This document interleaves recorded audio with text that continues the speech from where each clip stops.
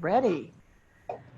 Dina, do you need to give any Zoom login instructions? I do. Yes, we have one attendee, as I mentioned. And what I'd like to say is to request to speak during public comment at the beginning of the meeting, please use the raise hand function. If you dialed in using your phone, you can dial *9 to raise your hand.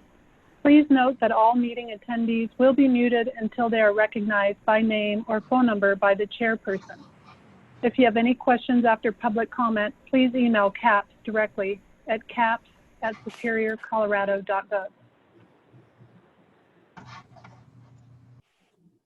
Okay, that's it? That's all. Okay, sounds good. Dina, will you call, I called the meeting to order at, what is it, 6:03 p.m.? And Dina, if you can do roll call. Yes. Denise Bieber. Here. Jill Giordano. Here. And did I pronounce that right? Uh-huh. Okay, great. Melinda Tan. Here. Rachel Tittle. She's here. I'm here. Sorry. Christina Costable. Here. Claire Dixon. Here. Terry Whitaker. Here. And David Weingarten. Here. And then last, we have trustee Kevin Ryan. Here. And PROS director Leslie Clark. Well, we know she's here. I'm here. All right. Under the agenda approval, we need to add an item onto the agenda to address the mural on Highway 36. So do we need a vote to approve the agenda addition? All those, okay, our parliamentarian is shaking yes. All those in favor of adding an item to agenda, raise your hand.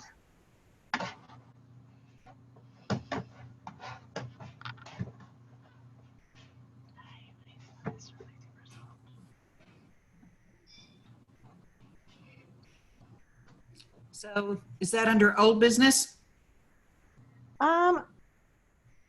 We put it under new business actually on the agenda. Oh, okay.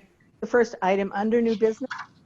But next, we will have public comment.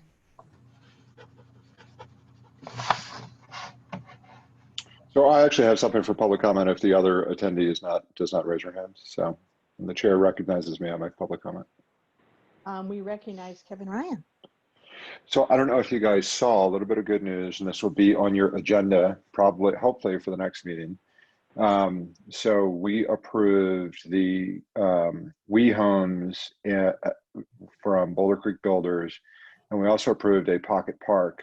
And as part of that approval process, since we did effectively give them land to build that pocket park, and the process, I don't know if anybody followed, but it was a bit of an inverted process where the building was done before they actually had rights to do the building of the park, or I don't want to call it a playground, but the park was done before they came to the town for appropriate approvals. So we have a good saying here at CAPS that came a couple of years ago, art before you dig. And they did not consider art before they dug, I guess. And so we brought that to their attention and said, we'd really like to see some art in this little pocket park. We don't exactly know what it looks like, but we have a committee that will advise you. And we expect you to contribute $50,000 for art in that location. They agreed. And so this will be coming to CAPS for approval.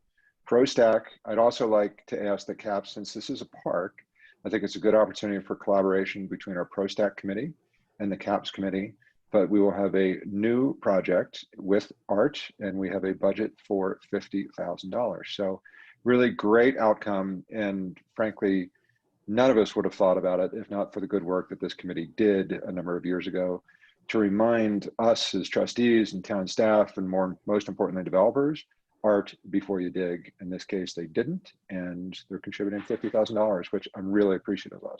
I think, I'll just make a comment that Boulder Creek has been a really nice partner to the town. This was a minor hiccup, but for 50 grand, I don't mind this kind of hiccup. So anyway, so this will be on your committee, but I wanted to make sure you guys knew and heard it directly from me if you hadn't heard about it otherwise. Awesome. Thank you, Kevin. It's That's amazing. Sure. amazing news. Here. Actually, one of the things on our agenda tonight, Kevin, that we're going to talk about, Melinda is the part of our public art and design management handbook where they talk about the art before you dig guidelines. So we are actually approving, well, we're voting on that tonight. So that will be included in the Cultural Arts and Public Spaces handbook as a part of it. So we'll get to that a little bit later on the agenda, but thank you for being such advocates for art. We really appreciate it. Great. Thank you. Kevin, I have a question. Do we know when they will bring that to us? Did they say? I think it's, I'll leave it to town staff for when you'll want to consider a process, but you guys have a lot on your agenda. But this playground is effectively already built. We also want to be a little flexible. The way it was approved was it will be within the playground, or I'm sorry, within the park, unless otherwise agreed.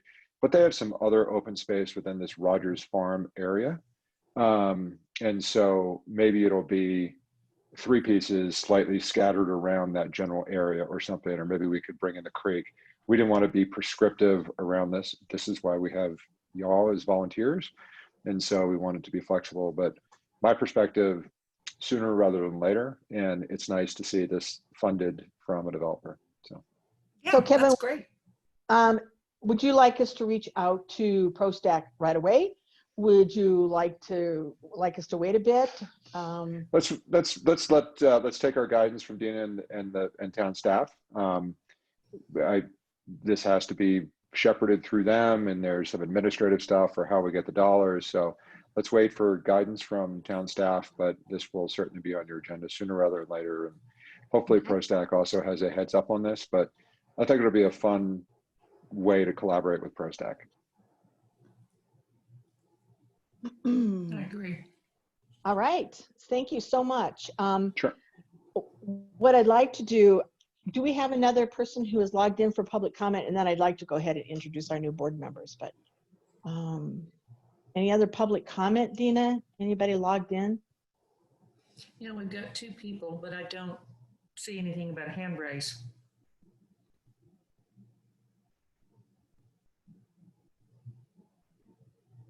Any public Sorry, I comment? was on Oh, mute. wait a that whole minute, time. there's one. I'm so sorry. I was on mute.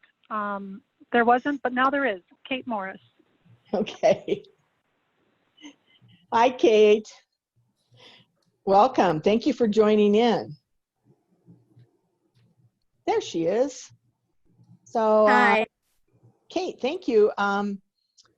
You have 5 minutes to let us know what you're thinking and what you would like to see or whatever's on your mind. Christina just invited me to come take a look and be a part of the meeting tonight because my background is art and I'm an artist and I live in Sagamore.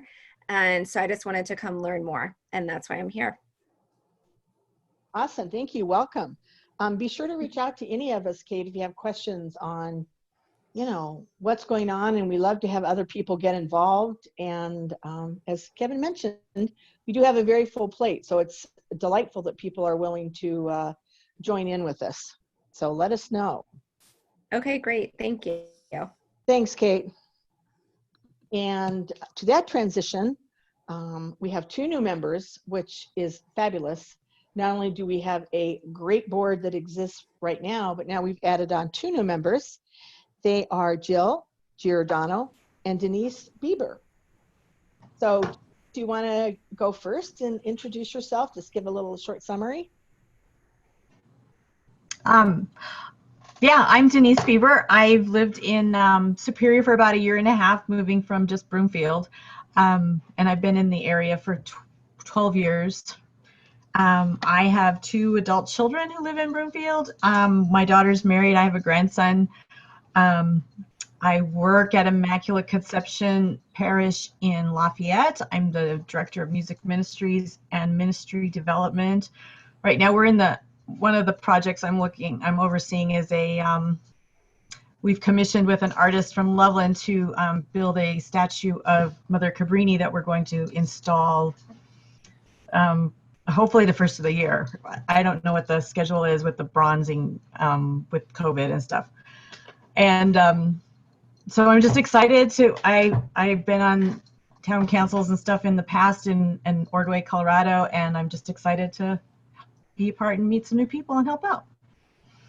Well, thank you. It's fabulous that you're joining us. And Jill? Yep, I'm Jill Giordano, it's Italian last name. I married into it. If you can roll your R, then you really can pronounce it. But I lived here for about 3 years. Before that, we were in the Silicon Valley Bay Area, California, and then before that, St. Louis.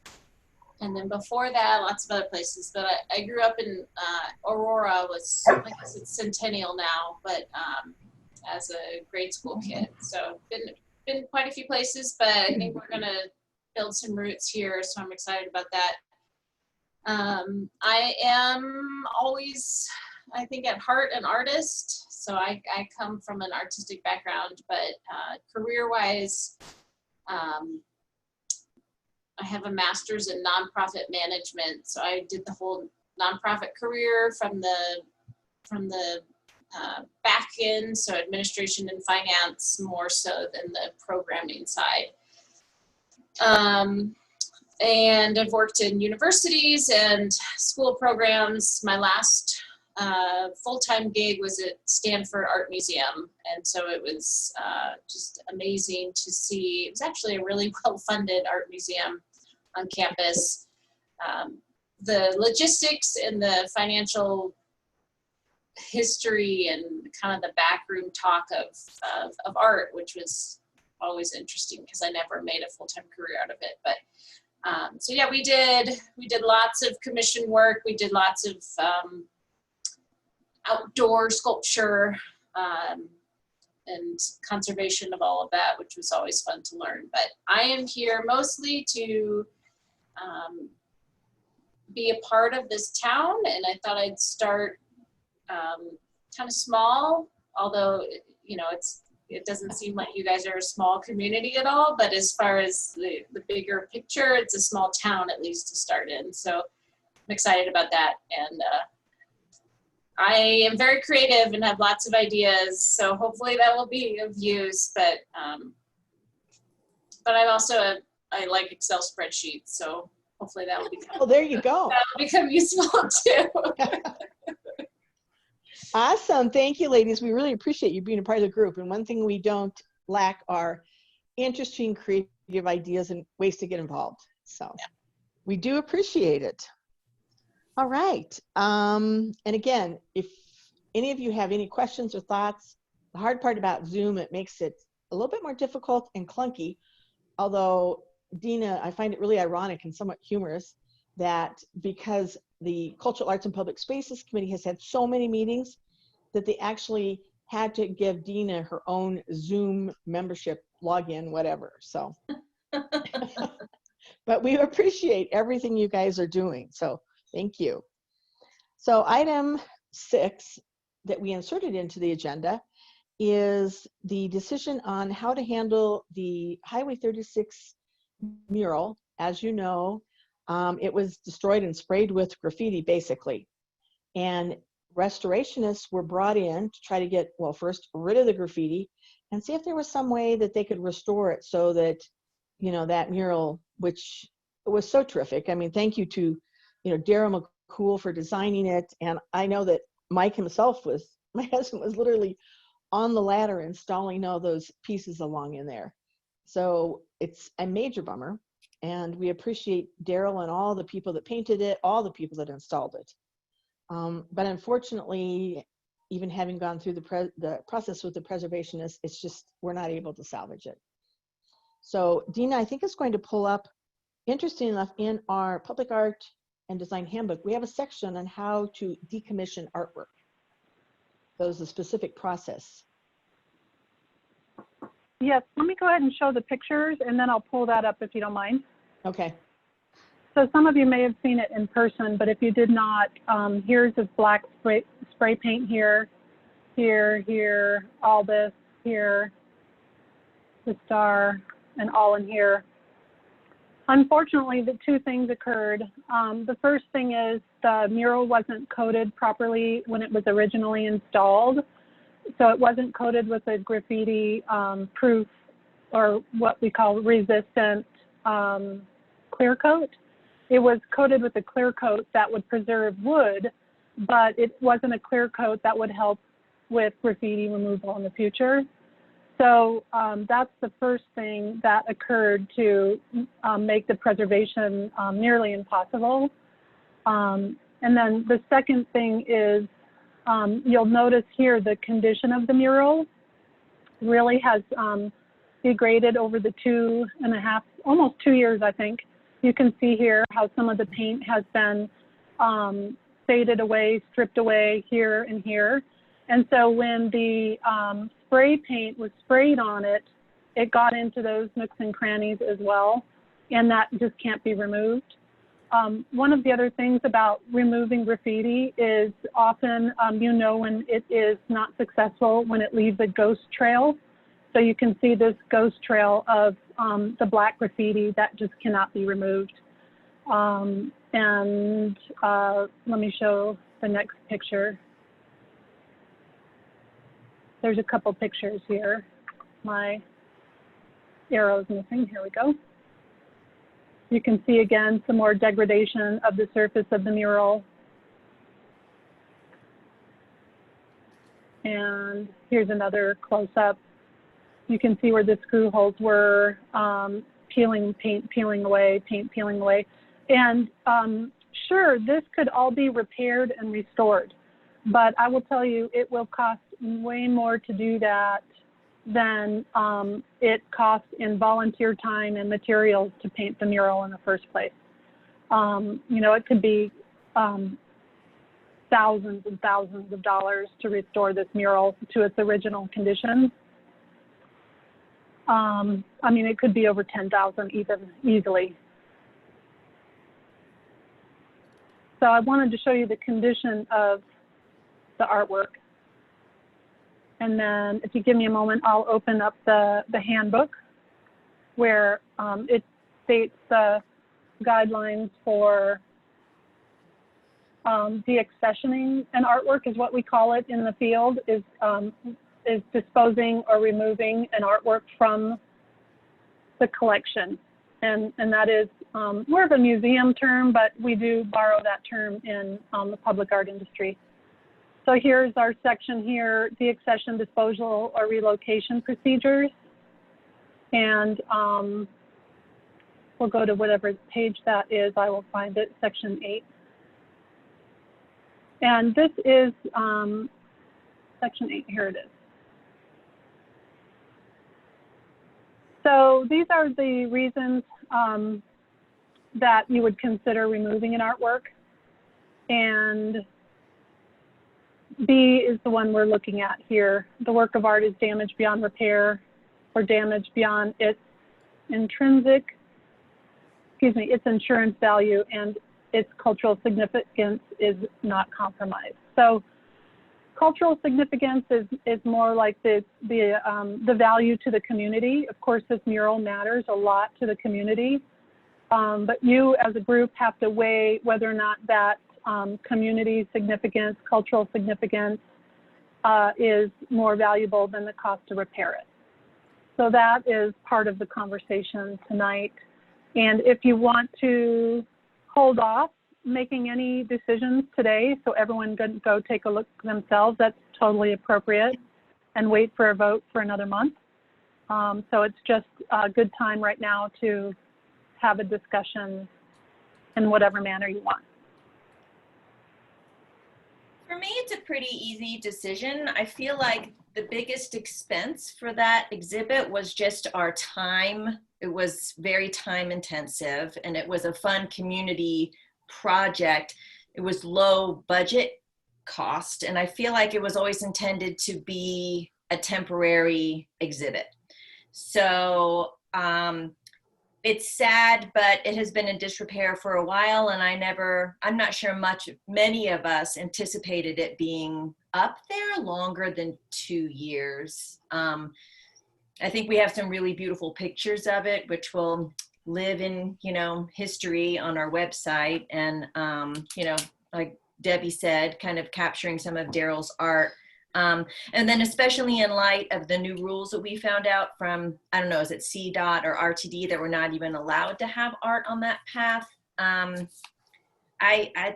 think it's just time to come down. I don't think we should put any more money into it.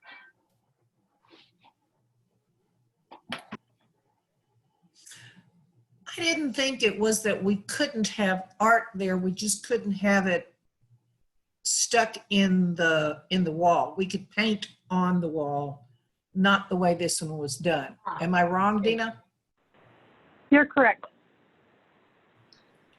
Yeah, but it still needed to come down. Like, we need to repair the screw holes or whatever we did. Or anyway, even if that wasn't a rule, I think it was meant to be temporary, and it's in sad shape. And even though the graffiti was clearly done by a 7-year-old, I mean, I think it's time for it to go. So Yeah, are we I agree with Dina. saying, so Or it is Dina, it is Linda. actually screwed into the concrete there? Is that what we're saying? I don't know how it's affixed up there. It is. It's screwed into the concrete. Okay, and we're finding out that that's not allowed. That is correct. Well, I don't want to discuss it in detail at a public meeting because CDOT might be listening.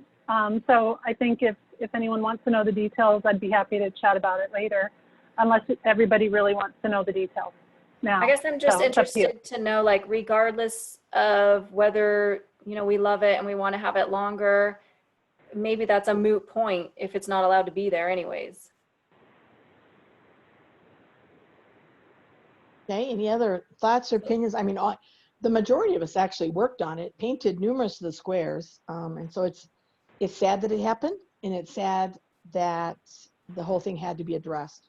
Although it was installed, I believe, maybe, 2 years this October. And I think we were actually even thinking that if we got 2, maybe 3 years of it being able to stay structurally sound, it was a good thing.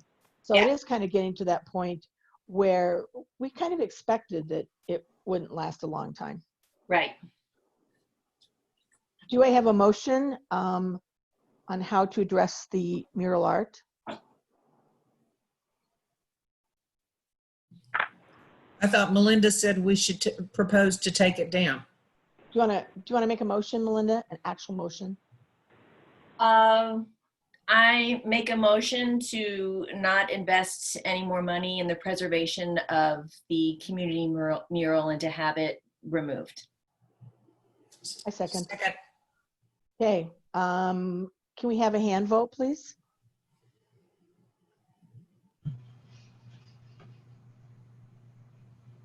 I see 1, 2, I'll just count. Debbie, Denise, Terry, David, Christina, Rachel. That is 6 votes for yes. And I assume that means Jill and Claire are no. I think I'd like to get some more information. Okay, so the vote passes with 6 yeses. Okay. Thanks, Dina. I know it's a major sad thing. It really is. It kind of, when Dina sent over the pictures of all the graffiti and stuff, it's just like, oh, it's just, yeah, not a good thing. Okay, item 6A on the agenda. CAP's presentation to the Board of Trustees at the September 14th meeting. And you know me, I believe in tons of communication. And it's important for us to be able to continually communicate with the Board of Trustees. And the board actually reached out to us in that they requested that we review how we redistributed in our budget the funds from the cancellation of the events. So when we canceled the main event, the shindig, and the block parties. That basically, as you know, when we talked about the budget last month, generated about the $43,000 that we were not going to use this year. And the board would like us to kind of sit down and go over the budget with them, to give them sort of an explanation of where we're moving forward with projects. That would be like the bus shelters. For instance, this year in our budget, we had 6 bus shelters. Last month, we voted to approve moving forward an additional $12,000 to finish the bus shelters this year rather than waiting for them next year. And we actually, we have some notes on that because we had a meeting on the additional bus shelters, and we'll get to that in a minute. So they wanted to know how we were moving forward projects from 2021 and how we were also basically redistributing the funds into new projects that would meet the goals of the master plan and how all this relates together. Now, it's an interesting sidelight. We are the only advisory committee that actually has a budget. So we're kind of a new experiment in all this type of thing. And we want to make sure that we are communicating really well to the Board of Trustees. This is what we're doing. This is why we're doing it. This is what it is, how much it costs, that type of stuff. So along with, well, Dina and Leslie and Terry and myself and any suggestions that you guys might have, we're just going to present all this to the Board of Trustees at the September 14th meeting. That having been said, we thought we would pick Kevin's brain on this and see if he had any, as our liaison, any thoughts, what you think the concerns of the Board of Trustees are and how we can address them? I don't think anybody's concerned. First, everybody, I think you guys are doing fantastic work. Forgive me for the I forget the name of the pop-up sculpture. I should know. Oh, the wind art? The wind art, right. I forget. You know, I think that's where I think some of the trustees, 1 or 2, felt flat-footed. I've talked to everybody offline about it and said whether or not you like it or not, you know what I love about this? That you're talking about art, right? And it's forcing a conversation at the dinner table, literally at the board table, amongst our colleagues. And I think that's fantastic. I don't think anybody is concerned with a capital C or upset about anything. It's just an interesting process, and this has all been overseen by town staff, all within the appropriate discretionary funds of town staff. We're not exceeding any budgets. We're appropriately engaging the community. And I think we just have a board of, I hope they don't take offense by this, but type A personalities that like to be informed on things. I have a slightly different position around the board. I view ourselves as a board that is setting some strategic goals, and then we're lucky to have volunteers and excellent staff to execute on those goals. So I'm a little less worried about some of the details, as you guys probably know. But some folks like to be very intimately involved in those details. And I just feel like they were maybe a little flat-footed. So, you know, Matt sends us, Matt Magley, the town manager, sends us an email every week, and we get some pretty detailed updates. We know birthdays and work anniversaries. We get a lot of detail on that. And all of this was in Matt's weekly update. So nobody should really be that surprised. But there was clearly a decision that we collectively made under my guidance, Dina's leadership, that there is some opportunity for, even though we're not having events, we could still bring art to the community, and let's find a low-cost way to do so. And we did it, and we executed on it. And so I think you just need to see this as an opportunity to just bring them up to speed. You know, maybe we should have had the meeting in June or July, but whatever. I don't view this as concerns with the capital C or worry at all. You guys are all doing excellent work. Every board member appreciates the work that you've done. And frankly, the reviews on the prairie dogs, you guys will have a halo effect for at least another 12 months because that has just been so fantastic. It's made all of us as trustees just look really good, even though we had nothing to do with it. And so we have some halo effect on your good work. So I wouldn't worry about it at all, but it's an opportunity to just get in front of them.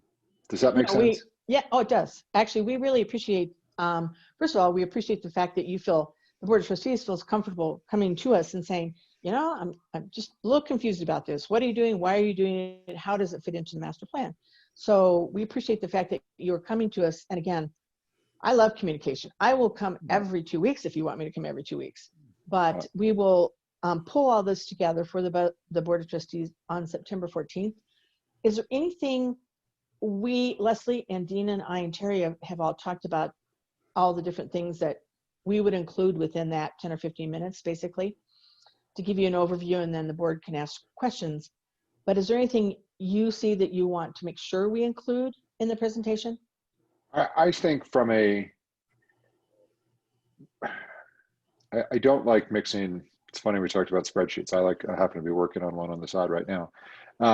It's hard to think about spreadsheets and tables and numbers and art in the same sentence because I've always disassociated them, although Dina's done a really nice job reminding me and all of us that artists they have rents and mortgages and food to put on the table just like the rest of us. So we should of course be compensating artists. I think a very simple one-page document. Whoa. That is I don't mean one page like filled. It could be a table that says, here's all the things that we planned, events that we had budgeted that we're not doing. And it was about $47,000. There are a few things that we did. We either moved them up in our timeline or we added them in for some pop-up area. And, you know, we're not spending X, we did spend Y. And X and Y are not equal. You did not take $47,000 and spend it on, you know, new computers or, you know, art training classes. This was an appropriate use of fiscal dollars. Absolutely 100%. But I think just alleviating in a public setting that even the appearance that something like that happens. And we didn't do these things because they were events that couldn't happen because we were in a global pandemic. But here's some pop-up art areas that we did do. And yeah, we accelerated things that were on the roadmap. Sorry, my business term coming into me, but you know, we accelerated a couple things that we were going to otherwise do. We did the wind art, and that's what we did. And it cost a few more dollars, but we didn't come anywhere close to what we would have otherwise spent. Demonstrating that in a quick graphic, I think would probably be a good idea. Okay, that sounds good. And I don't think, thank you for that. But I think, Dina, quite frankly, I think what I'd like to, I think that's probably that budget type of presentation might want to come from staff, not from you guys. You guys, I want to focus on the volunteer efforts and the initiatives and how you selected and how you're engaging the community and things like that. I think sort of the fiscal side of this might be best from staff. Well, and Dina's already put together an amazing spreadsheet on, you know, I mean, she's already done that. So right. We will, we'll coordinate all that and get that in a cool way for you guys. So thank you for letting us know. This is not, right. Again, you got, I feel like I say this a lot, and I want to say we have 2 new members.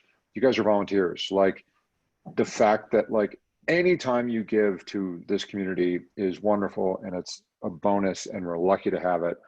And your volunteer efforts are so appreciated, and that's it. Like, just, you know, stop, period, end of sentence. Like, we appreciate everything you're doing. So it's wonderful. Awesome, thank you.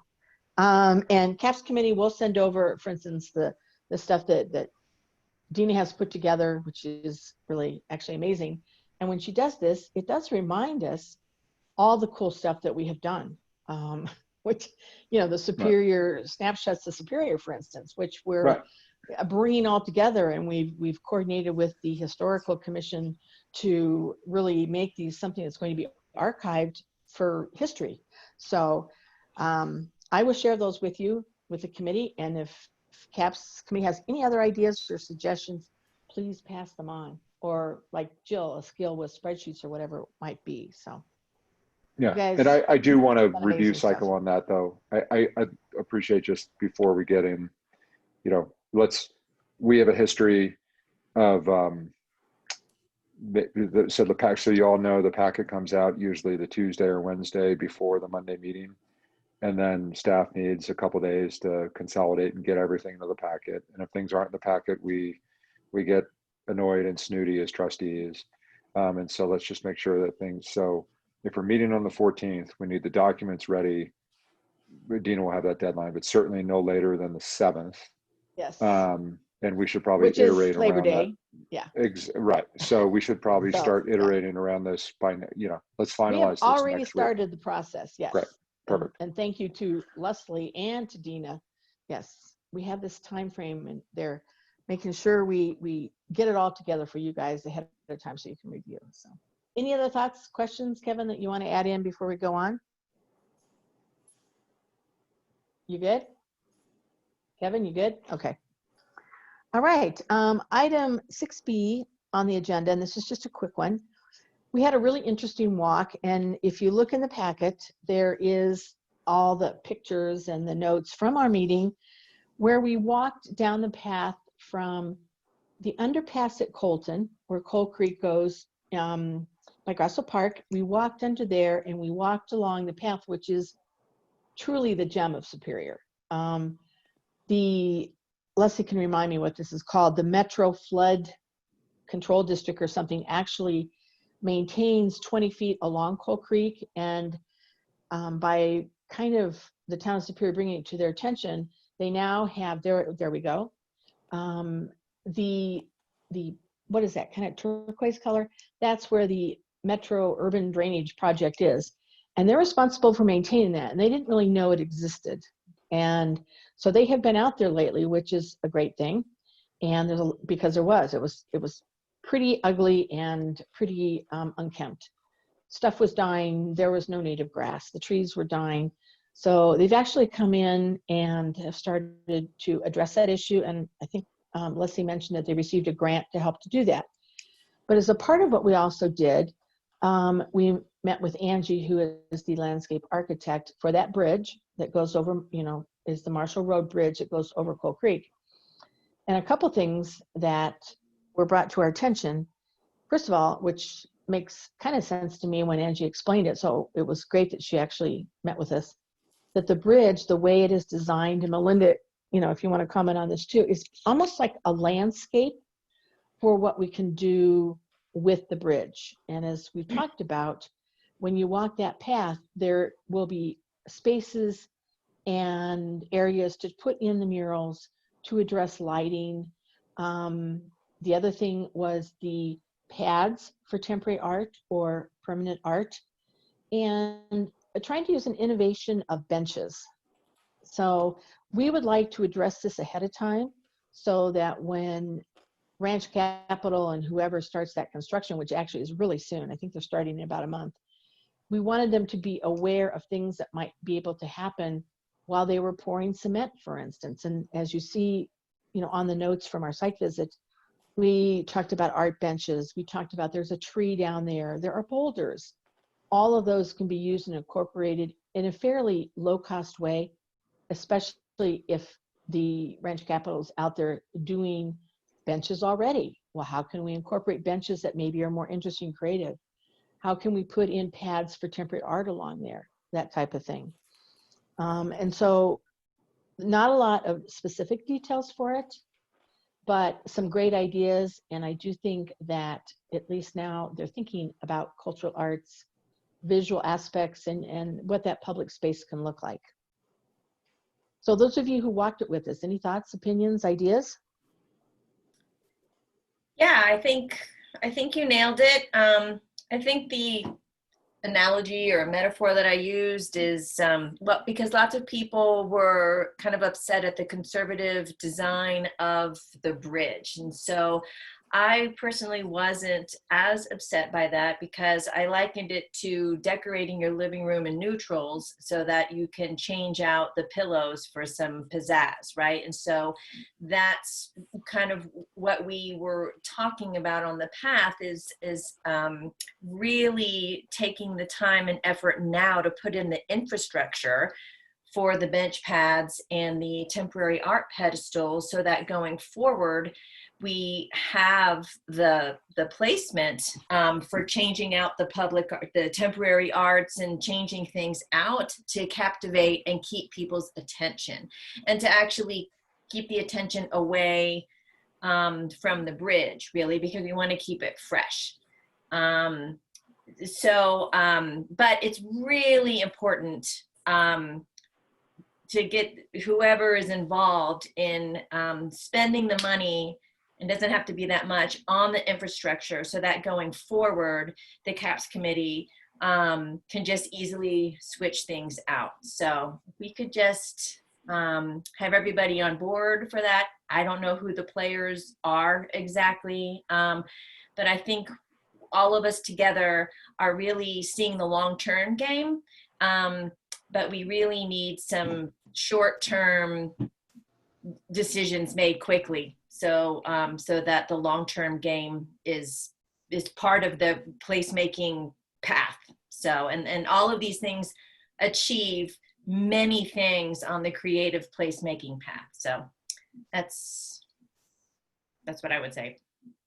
Well, something to add in here, and Leslie can chime in also, is that, and this is the financial aspect of everything, is that the Parks and Rec open space has $10 million to bring to, oops, hold on.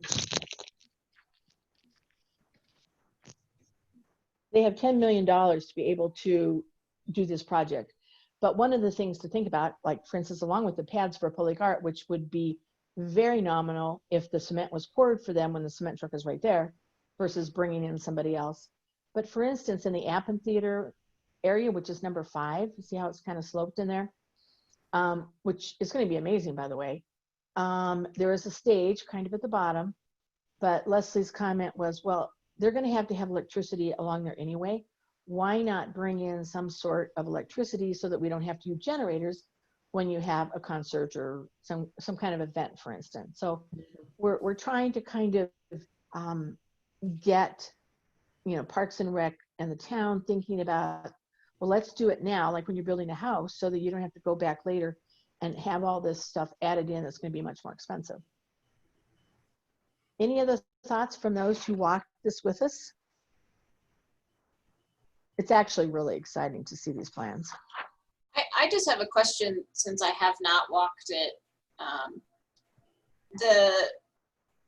Those are sidewalks along the river that go next to all the white spaces. Is that correct? Mm-hmm. Yes. Yes. And in the renderings, there were lights.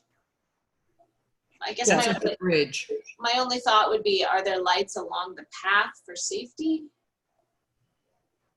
Not at this point in time, no. Okay.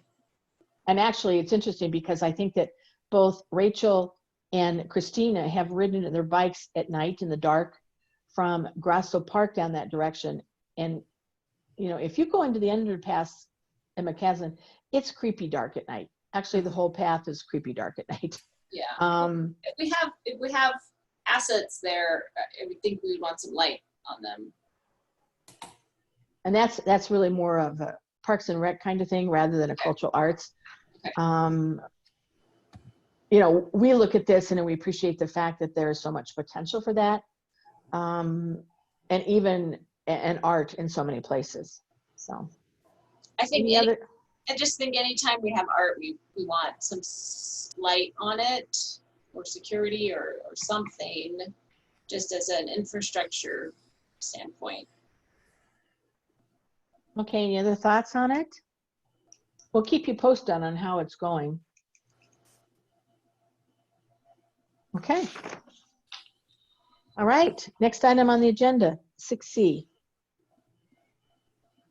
And this is my last one, so then everybody else can take over after this point in time, which would be a good thing. We met with the architects, and you see the notes in the meeting packet. They are doing amazing stuff in the Colton Community Center. It's just, oh my goodness. And the really exceptional part about it is not only are they're taking this space and they're opening it up and they're reconfiguring it based on all the meetings with the residents and what they wanted to see and how it looked and how it worked. And they're actually, the architects are actually thinking of places where we can add in art in the community center. And there are so many. I don't really even know how we're going to narrow this down and address it. And we don't really have to worry about that specifically yet, but there are a couple things that we'd like to have you think about and address to vote on in October. So over the next month, look at these plans that Dina sent out for the meeting that we had, and look at the architectural drawings if you've not seen them yet, because one of the big things, there are a number of them, and I think Dina actually probably, well, I think it was just random order, I guess, Dina. One of the things that Leslie had brought up is that when you walk in the front doors, because they've rearranged kind of the doors and stuff, but when you walk in the building, first of all, there's that wall that says Superior. And we were thinking that, again, trying to be aware of a budget and kind of coordinating and reusing art, basically, is that Superior wall might be a wall of the snapshots in Superior. And so then we can move those over to actually use it in different places. But the biggie, yeah, there we go. And there's just so many ideas, and you can see them from the list. But the big one is looking straight back through the building to what would be a mural on the back wall. And as you see from the notes of the meeting, that back wall mural is like 1,300 square feet. And the back wall is going to need something. And Dina worked the numbers for us, and I think it was around $22,000 for that back wall mural. That sound about right? It would be between 13 and 20, depending on the actual square foot and the caliber of artist that is desired. And then with materials and a personnel lift so that they could work on the mural for, I would guess, at least a week. They'll need to be lifted up high. So equipment, materials, and artist fees between 13 and 20,000. And Jeannie, you want to do just a really quick overview so that anybody who wasn't in the meeting can kind of look at those areas, the bulkhead art. We talked a lot about hanging art and those totems, having maybe even people, residents of Superior, decorating the totems. This is what we call the bulkhead wall. So right now it's planned to just be probably a medium gray or something like that, but it has this big triangular window in it. So this could be a location for art that's attached to the wall. Would be primary, whether it's a canvas painted or several canvases or a tapestry or a glass 2D piece. There's a lot of choices. Then I'm going to go to the next slide, and I think I'm going to have to, oh, here, good. I don't have to turn that one. This is a good sliced view of it. This is the main entry here. So you walk into the building, you see this wall, which they're calling a spine or rib wall, I think. And here is the, where is the bulkhead wall? I think the bulkhead wall is back here. It's not colored right now. And then this is a potential location for a mural. Here's kind of a sitting area, food, beverage, living, outdoor space. Now, this is the site plan. This is the plan from March. So some things have changed between then and now, but this is just gives you the general idea. This is a loft area for offices.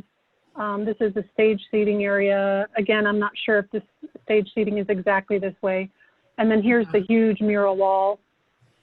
And then back here are a couple rooms for community use.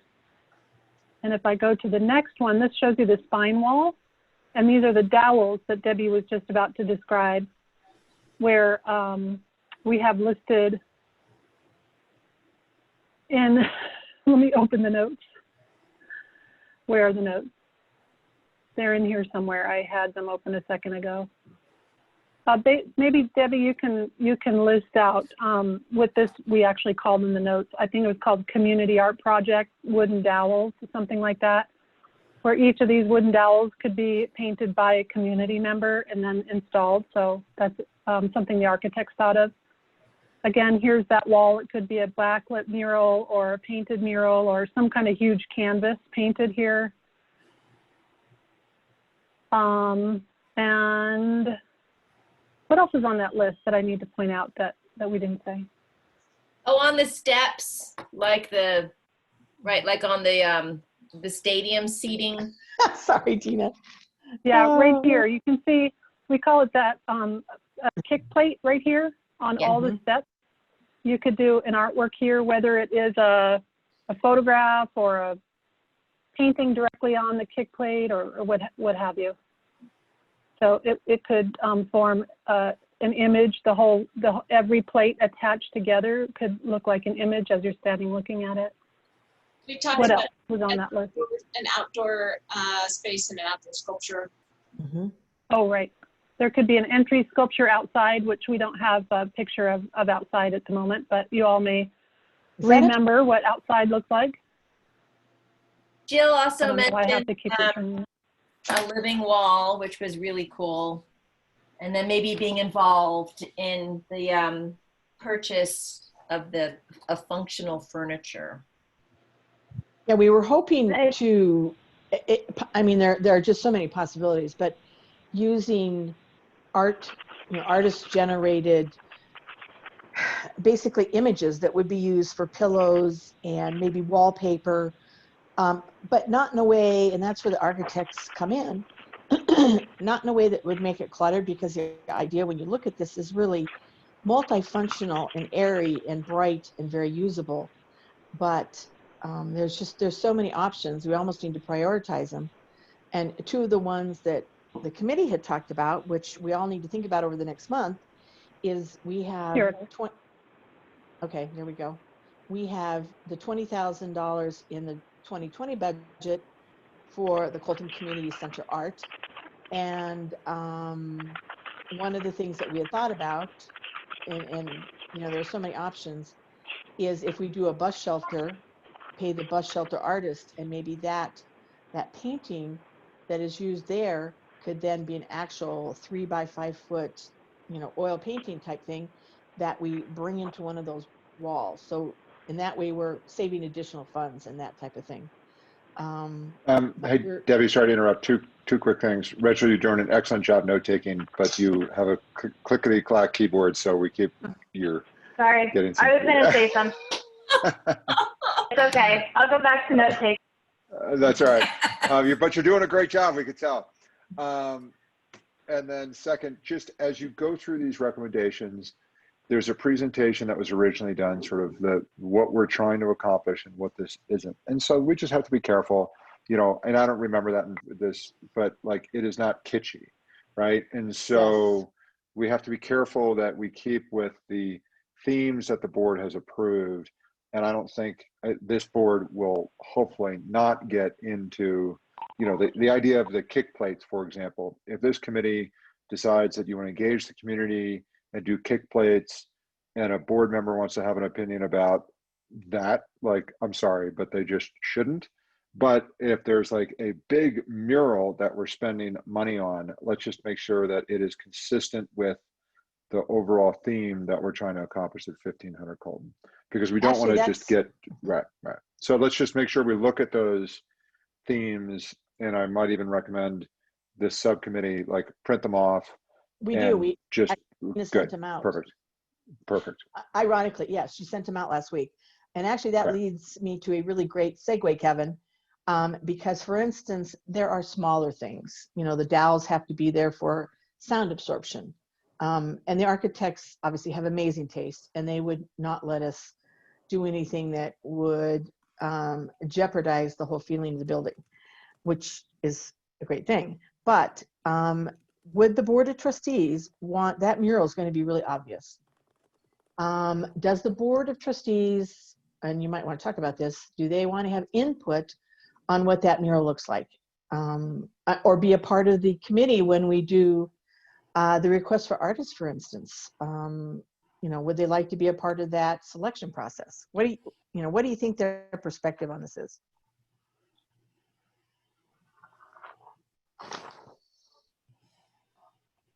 Kevin? Did we lose Good. him? You didn't hear the string of profanities when I realized I was on mute, thankfully. So yeah, we would like to, Yeah, so let's use the dollar threshold as our guiding principle, right? But I also think that even if this is, and I forget what the guiding principle is, but Matt has discretion. Let's assume it's $15,000. And It's so 25. 25,000. 25, thank you. So I think even if it is under that $25,000 threshold, because this is something that the board will see, I would recommend this coming for the board for awareness and say, this is what we're going to do, because it's important. Even if it is under the $25,000 threshold, I think this is going to be the brand of the, this is what everybody's going to see, and it'll be important, and it's going to live on Instagram forever, right? This will hopefully be the thing that people come in and take a picture of and stand in front of. And so I do think this is important enough to go to the board. Okay. Whether they're welcome to be part of the voting process, or maybe they just want to do like we did with Triptych. There's 3 options, however that looks. Okay. Yeah, I would will note overcomplicate that. it like Triptych. Okay. I would not overcomplicate that like Triptych was important because it was, it's Triptych, right? And so it was a couple $100,000, and we had to, right? That was the right decision. I think this is, less than half of the approval process at Triptych. It is less approval. We're here, we're making you aware. This was the selection process. We also looked at artist B and C, but we selected artist A because of her experience with this beautiful thing. Here's a sketch of what she's doing. And we thank you in advance for your support. And if they kill it, they kill it, but we're not going to them for assuming it's under the 25. But I think it is awareness. If they're going to have to look at it every day, they want to make sure that it doesn't drive them nuts. Okay.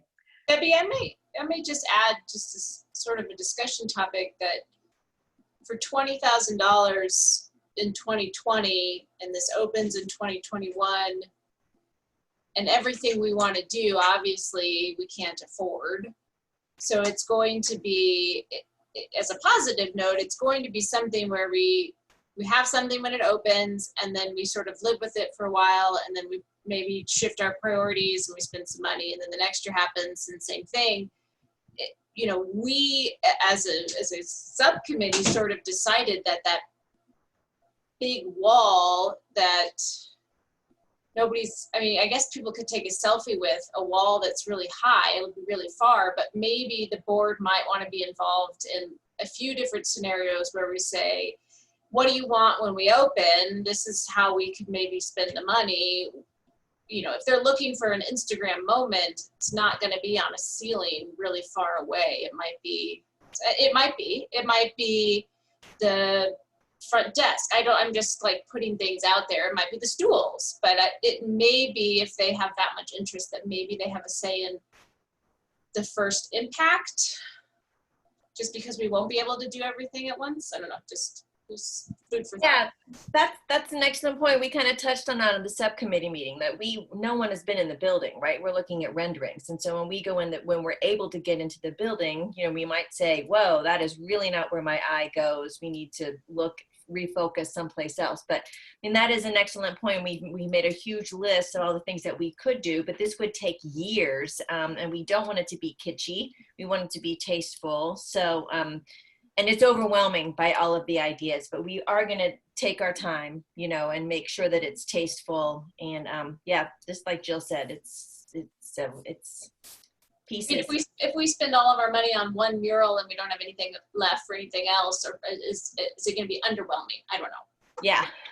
Yeah, it's also worth noting that the architect, I'm going to say it anyway, even though I hope the architects don't. Every architect loves changes. They would love nothing more than a process that engaged the community and let's meet with this committee and that committee and the board and again, because every time they do sketches for us, it's money and it's a lot of money. And so we just have to be aware. We've selected them because they're the best.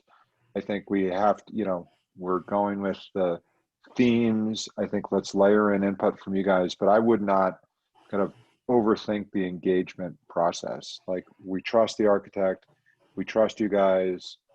And so I don't think we just need to be aware that if the architect sort of sends a message, oh yeah, we'll do another sketch and we'll do something else and you could do this, you could do that.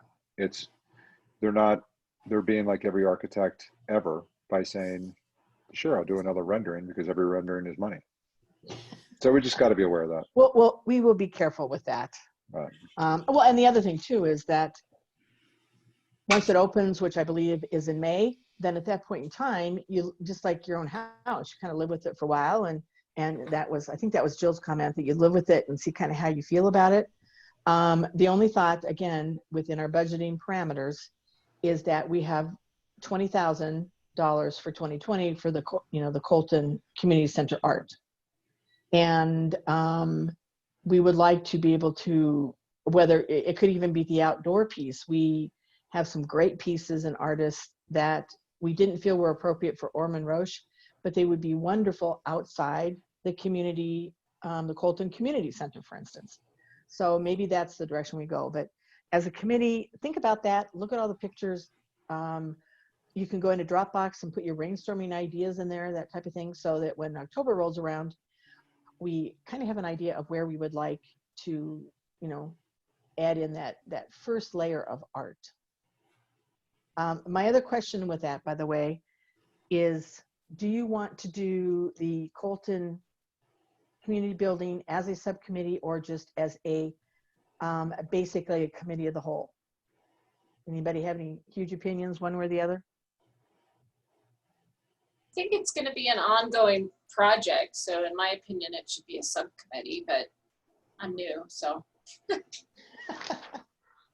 actually agree with Jill, because this could become a time-consuming one. I think it should be a subcommittee. It'll be over with, for after a while, but in the meantime, it could be really time-consuming. I think it might be the place where the most public input is given, because they'll be there instead of under a bridge or at a trailhead. So I think there might be more community involvement. So that might take more time on our part. Okay. Yeah. All right. We will keep it as a subcommittee. Let me know who would like to be on the subcommittee and if there's anybody interested in being the chair for it. I know we sent over the subcommittees to Denise and Jill so they could look those over. Okay, going on to 60 under, this is a quickie too. We need to meet as a group for starting the CAPS as a whole to start to get together for the art mobility path. And we were thinking of a possible date of September 8th, because the idea, when you look at the master plan following through, the cultural arts and public spaces will get together and really talk about what this, what we would like to see, how we think it's going to work, and all that, how it comes together. It's like a 5 to 8 year plan type thing. And then after we meet and kind of come up with some guidelines, then we'll reach out to all our partners. So that was kind of the thought on that. So just let us know, reach out to Dina if you can meet on that September 8th. We'd like to have as much input as everybody on that and take our ideas to the whole. We'll take it to the whole group of other advisory committees, the PROSTAC, the OSAC, the historical ACEs. I think those are the 4 big ones. And really collaborate with them to get an idea so we can start working on this. Hopefully we'll have something by our September meeting. Any other questions, concerns on that? Okay. Dina, let's go for September 8th and see if we can get, yes, Dina. Okay. Yeah, that was my question. Should we just book September 8th and just see who can make it? Oh, yeah, the 8th or the 9th, whatever. I think that's great. What day of the week is that again? The 8th is a Tuesday. That- After Labor Day. hmm The Tuesday after Labor Day. So the idea there, just to reiterate what Debbie was describing, is CAPS will strategize the project plan, and that will include how to work with our project partners, OSAC, PROSTAC, and perhaps other advisory groups, and then lay out a timeline, and then discuss thoroughly public input strategies. So those are, from what I can remember at this moment, the three main goals of that meeting, September 8th. So that will start out with reviewing and looking at other art trails, art paths, art routes around the country that have been established and well known for a while, so that we can get inspired and get on the same page about what an art path might mean in Superior.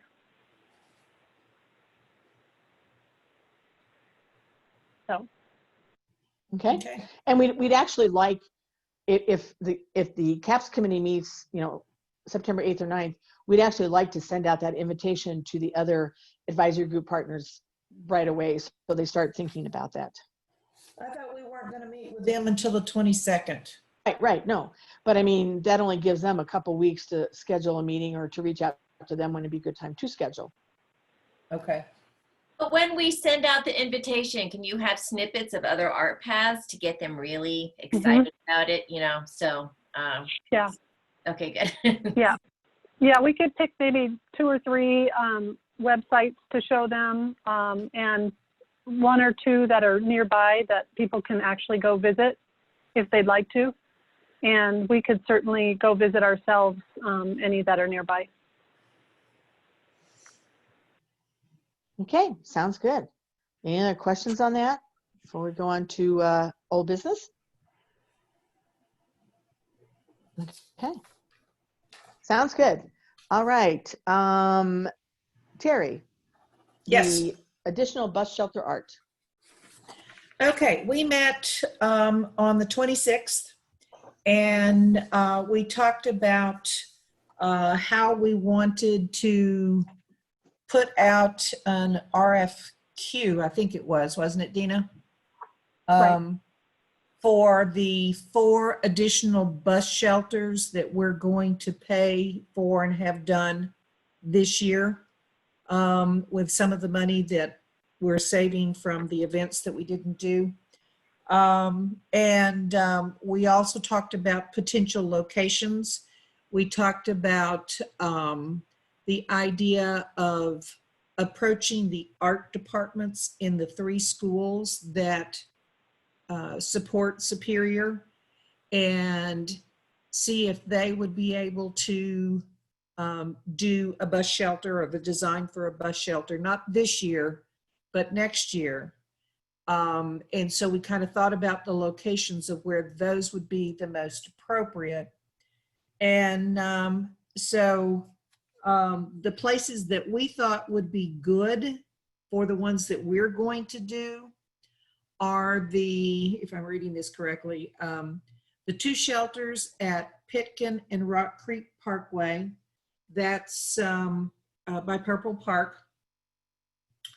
Then also one at the 88th Street Roundabout, and one at Autry Park. Those were the 4 that we thought would be the best. The other thing that we were kind of hoping is that we would talk about the requirement would be for things about Superior currently, not historical, but how people see Superior today. So, did I Here's the miss map. anything? No, that's great. Here's the map. There's 2 bus shelters here already by Town Hall and the Coal Creek Path. There's 2 bus shelters already with art right here at the top or the north side of Rock Creek. And then there's 2 bus shelters down here with art at the bottom of Rock Creek or the south side. And in between the bottom and the top of Rock Creek Parkway are 2, 4, 6, 8 bus shelters that do not have art. And then 1 down over here on Colton Road at Tyler. So that's how many bus shelters the town has that we maintain, that we're allowed to do art on. And so the 2 that the subcommittee is suggesting are the 2 at Purple Park. They would be 2-sided. Right here is a sculpture already at North Pool. So they thought that wouldn't be the primary for this year, but perhaps next year, one of the schools could do one of the bus shelters here. And that's to be determined, meaning like, how are we going to work with the students and the art teachers to make that happen? That has not been, finalized at all. And then there's 2 here at the 88th Street roundabout, one of which is recommended for doing now. And then 1 here at Autry Park, 1 in front of Autry Park right here, and 1 across the street. But the Autry Park one seems to be, the Autry Park entrance needs a little bedazzling, I guess you could say. And I'm happy to do the street view with any of these to show you guys. And then again, we have 2 down here. So it would be 4 in the middle of Rock Creek between north side and south side.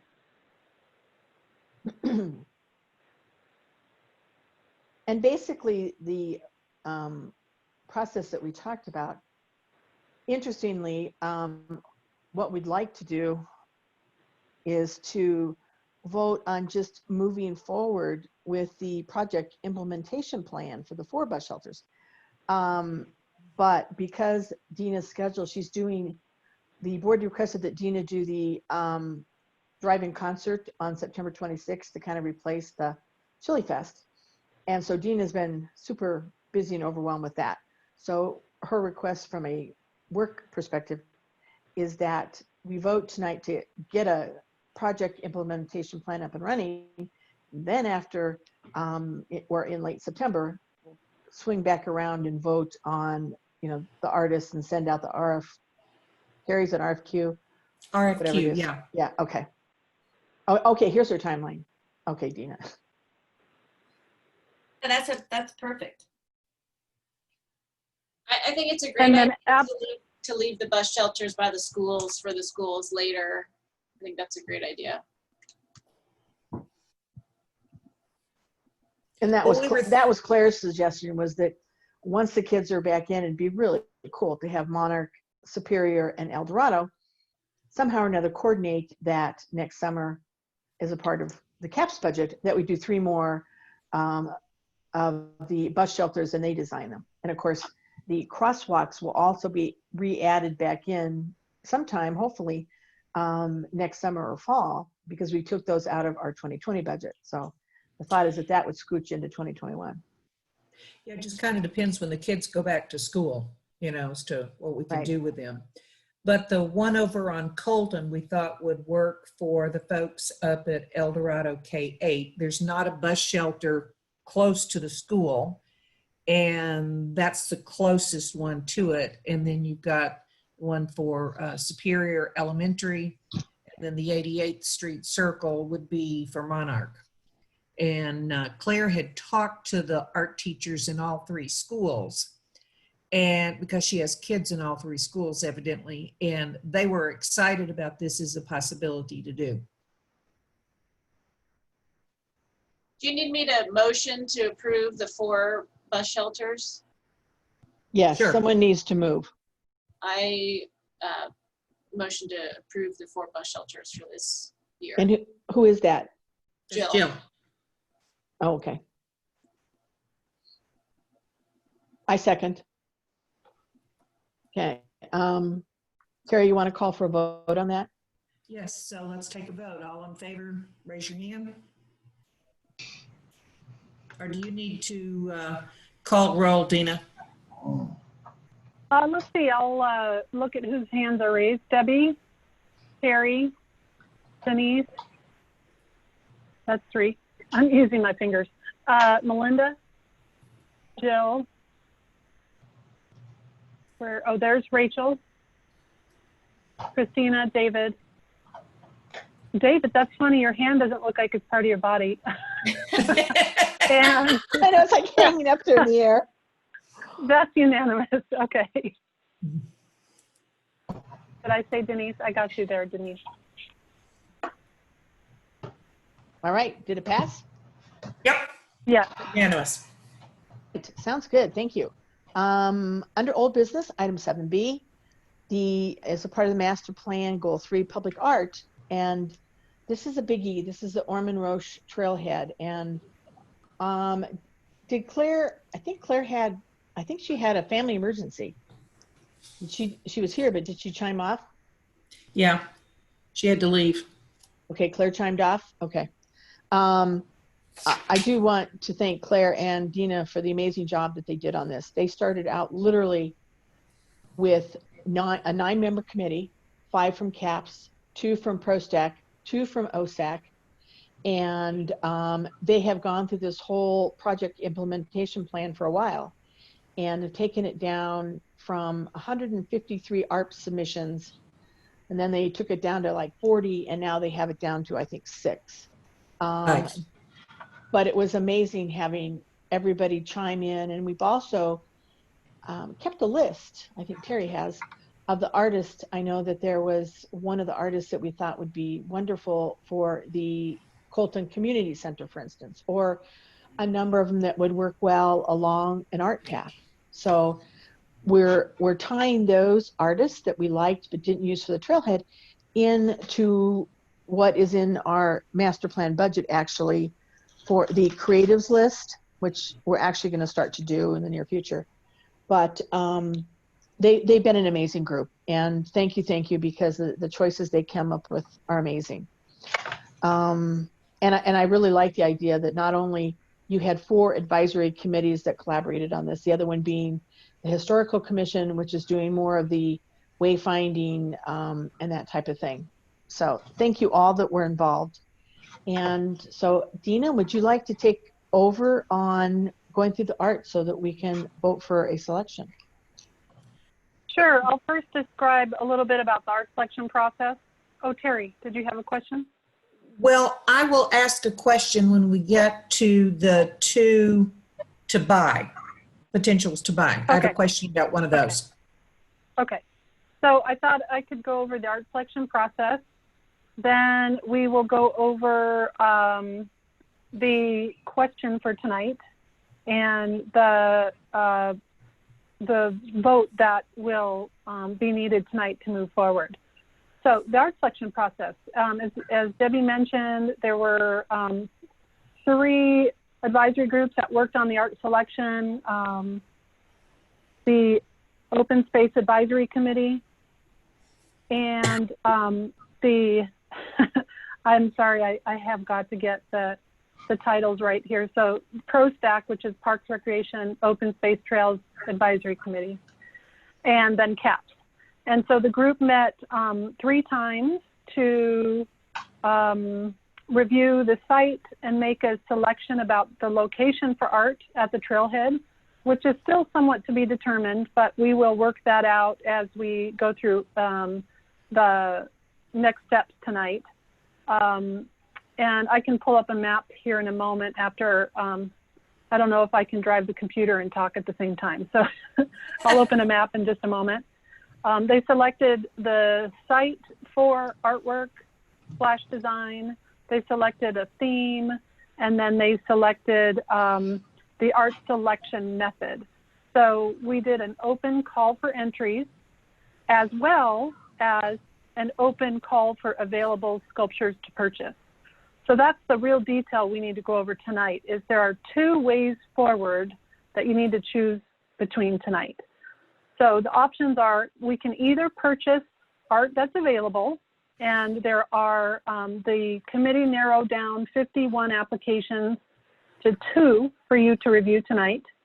And let me open the names of those artists. So here. So tonight you're going to talk about the applications from Tom Benedict and Owen Fritz for sculptures that are available to purchase. And then there are 3 applications for what we call site-specific commission, which would mean we would hire Joshua, John, and Amy to develop a site-specific design concept or proposal, if you will, for an artwork that's just for this site. So that's what site-specific means. It's designed for this site. So after reviewing those 5 applications, you all need to decide which direction to go. Do you want to buy a sculpture, or do you want to have a site-specific commission? We can only do one. We can't do both because of the budget. So the budget's $30,000. Should you decide to purchase a sculpture, either by Tom or Owen, the budget needs to cover transportation of the sculpture to Superior, prep of the site, meaning putting in any kind of foundation that's needed to structurally secure the sculpture. And then it also needs to include installation and whatever else, whatever other costs there are in the project. If we're doing a site-specific commission, the budget needs to cover the artist coming to Superior for a site visit and really learning about the site, learning about Superior, and developing a very specific proposal for the project. And then they would present their project to you, probably not in person because it may be still remote meetings. So they would present their proposal to you, and you would then judge all 3 proposals. It's a little unclear if it needs to go to the board because, for example, if they come to us and say it's going to cost $10,000 to do a foundation, then their artist contract is only going to be $20,000. So in that case, it may not need to go to the board because the contract's only $20,000. So we'll have to figure out the approval process for the contract once we see the proposal. Same with the sculptures available for purchase. The artists are unlikely going to be doing the foundation work. So just depending on how much their sculptures are to purchase, their contract may not need to go to the board for review. So again, once we figure out the way forward tonight, I will know better what the next steps in the approval process are before we even get any artwork. So let's see. With that being said, now let me open the map. And you all may be pretty familiar with this site as you probably hiked over there quite a bit. So this is the trailhead here. So here's McCaslin Boulevard, and it's just north of the Rock Creek Parkway. It's a new trailhead. Here is drive into it. Here's the drive-in. Here's the new parking lot. And then you can see the trails connect all out to all this Boulder County open space. So the artwork would be going to the trailhead. And we've identified this corner of the trailhead. Now it's a little complicated because this section right here on the other side of the fence is owned by Boulder County Open Space. We would have to go to approval to Boulder County Open Space for approval to place any artwork on this side. And it really is the prime location.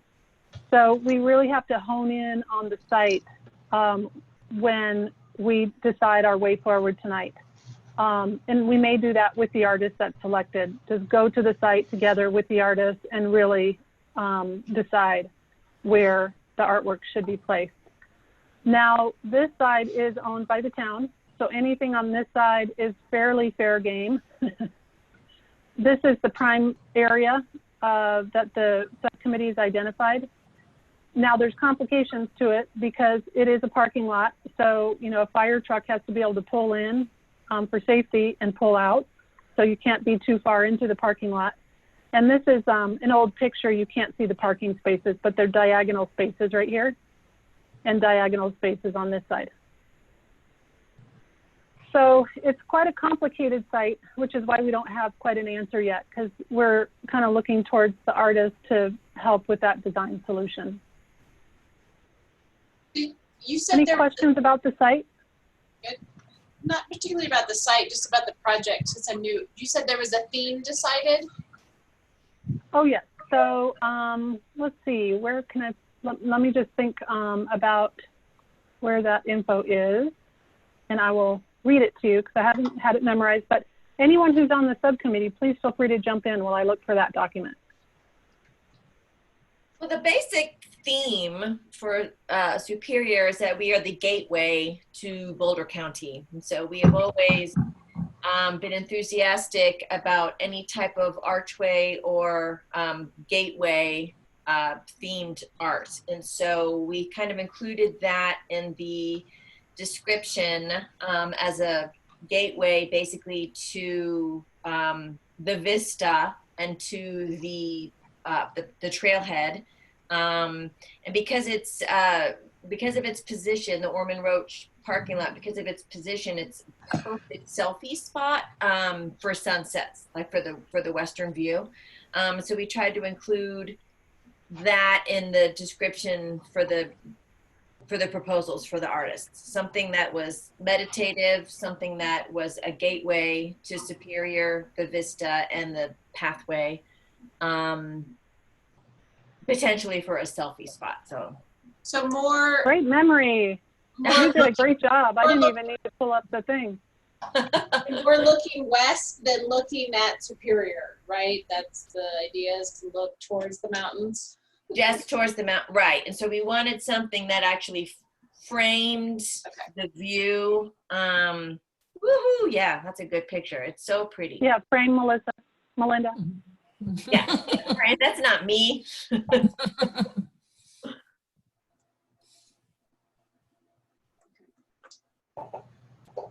This is the spot on the Boulder County side of the fence.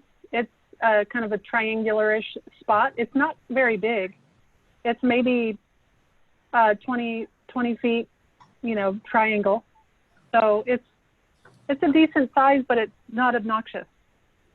But it's also flanked by barbed wire to keep the cows out. So it really is a very tricky spot. Like, that's barbed wire.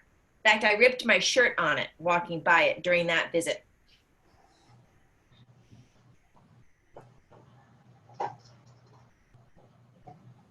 Any other questions about the site or the theme? I don't have a question about Anyone? this, but I did have a question about the art. Real quick. So the two you said would be, you said how that you'd purchase them, and then the other 4, or how many they are, could they do something like they've done in the past, or is that what they'd have to create something completely new, is what you're saying? Yeah. So if there are no more questions about the site, although we can go back if needed, I can move on to the proposals and describe that process. I guess one more question. Other... One more question for the site specifically. Do we know the wind factor there? Like, is it? It's high. It's very high wind. Okay. Yeah. Superior in the whole town is one of the windiest places there is. Okay. It's pretty amazing. Yeah, we included that in the request. We mentioned that we have high winds, so there's an engineering component that is included. Mm-hmm. Yeah. Right. So anything that you guys do will have an engineer look at it and do whatever structural engineers do. Perfect. So proposal-wise, as Christina alluded to, there are let me find the agenda. There are 2 proposals for sculptures to purchase. Now that's easy. These are the artworks that are under consideration. They will not be bringing anything else. So what you see is what you get. For these, however, the way we look at their proposals, their application is we're reviewing them based on their previous work, so their aesthetic, what kind of materials they use, how they have accomplished, successfully or not, the look and feel of their artwork in a particular place. So if their artwork is in a park, how did it integrate into that park? Did it look like it stuck out like a sore thumb, or did they do a great job? So we're looking at the aesthetic nature of their past work, the kinds of materials they use. So here the subcommittee has identified using certain materials of interest. So we are looking for artworks that are comprised of a number of different materials, naturals, from stone, wood, glass. It could be or metal, and recycled materials. So no plastic, no brightly colored primary things that stick out, no big blue bears, no big blue horses, so there's a certain aesthetic that the subcommittee was going for. So when we are looking at the artist's applications, we're looking at their aesthetic and judging them on their past work. We are not buying anything that they have shown us pictures of. And so that is the most abstract way of looking at an application, especially if you're not used to looking at artists' work and their portfolios. It's really hard to understand how they might be able to fit within a site because it is so abstract. So just keep that in mind. We're not buying anything from the artist portfolios who applied for a site-specific design. Does that help? And are we voting tonight? Christina? Voting tonight on which way we go? Yes. Okay. Oopsies, I just closed that. Let me close these windows. So if you're ready, we can open up the proposals, but you guys, I hope that you have reviewed these proposals ahead of time so we don't have to thoroughly look at them and evaluate them. So what we could do is just start with a quick overview of Tom Benedict. He's from Three Forks, Montana, and the subcommittee is interested in potentially doing 2 of his sculptures that look like a gateway. And these pictures are quite blurry, so I think I may log into the website where the images are stored, if you don't mind, while you are discussing his work. Well, and anyone, please jump in. When I looked at his comments up above the pictures that you were showing of the 3, I got the impression that there was only we should have figured this out earlier, that there was only one piece that was available for sale. So we need to look at that one again. I have spoken to him on the phone because I wanted to clarify some things. And yes, he said there are 2 available.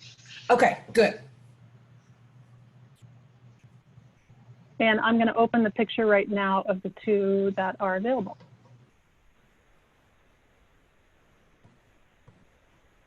Here we go. Much better picture. Yeah. So in his case, we would buy the sculptures, and then I would manage the construction of the foundation. However, he would come and visit and help us figure out how to orient them on the site and determine the design of the foundation. But then I would work, he would not be contracted to do the foundation work.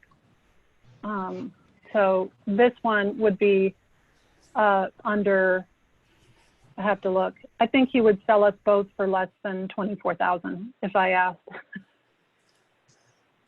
Well, that's good because that allows you're muted, us to. Debbie. So this is actually what it would look like, correct? I mean, and yep, David has a these good concept of that. Yeah. Okay. yeah, David, why don't you jump in? In regards to, Well, you just had some really Yeah. great comments. Yeah. Yeah. Well, I think for one thing, with his stuff, I think that like having the base is a really nice. I like just like that where it's. I think is a really beautiful base, not the one that has like the giant cement base. You know, it like kind of blends in really nicely. But I think that it also sticks out. The trees stick out in a really kind of barren landscape over there.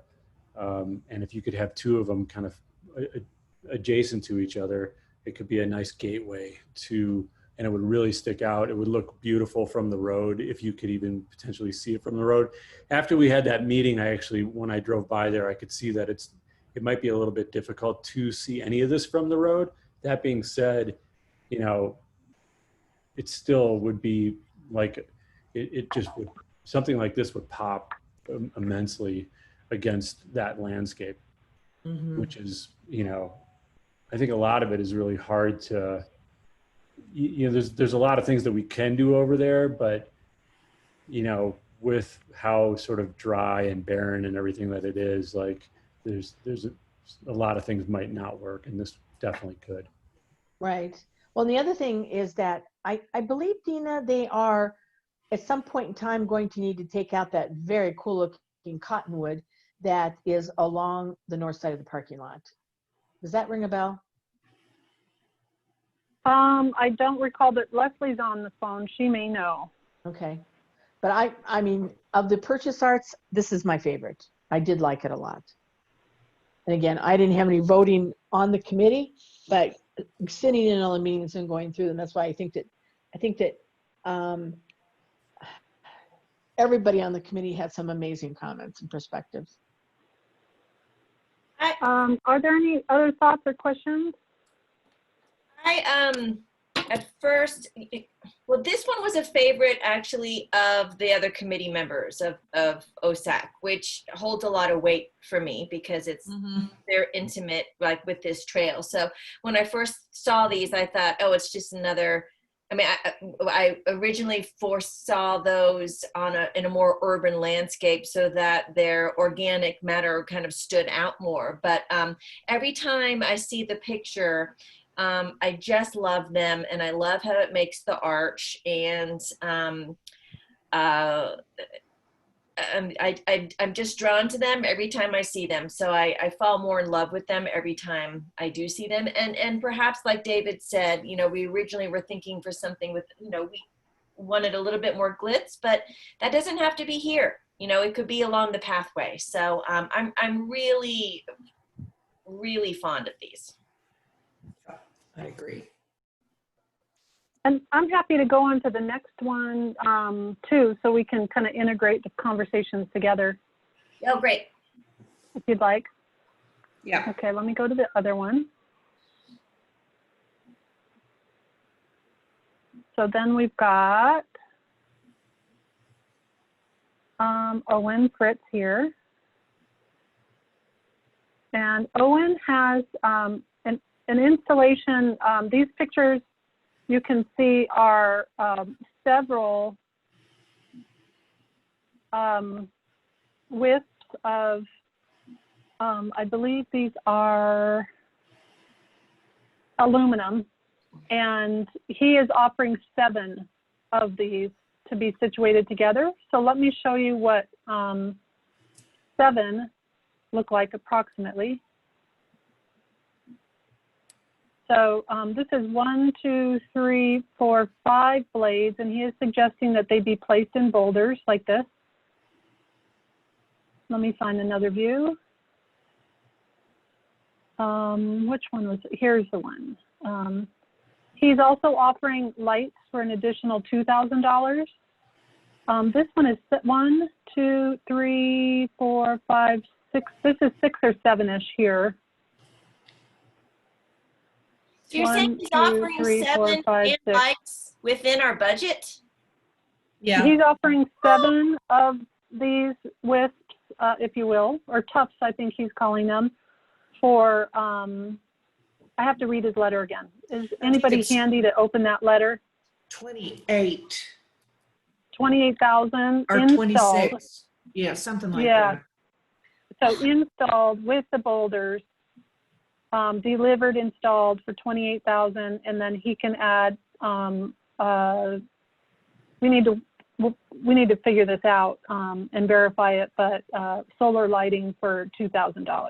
Oh, see, now these were my Solar lighting favorite. for less than that. I love these, and I wish Claire was on because I know she did too. So it's got it's, you know, because it is windy, and we did include wind as a component of our description, and it just looks like the blades of grass blowing, and then the lights are good, and I love those. So just as a counter thought to that, they're not very meditative. Yeah. Or gateway to me. Right.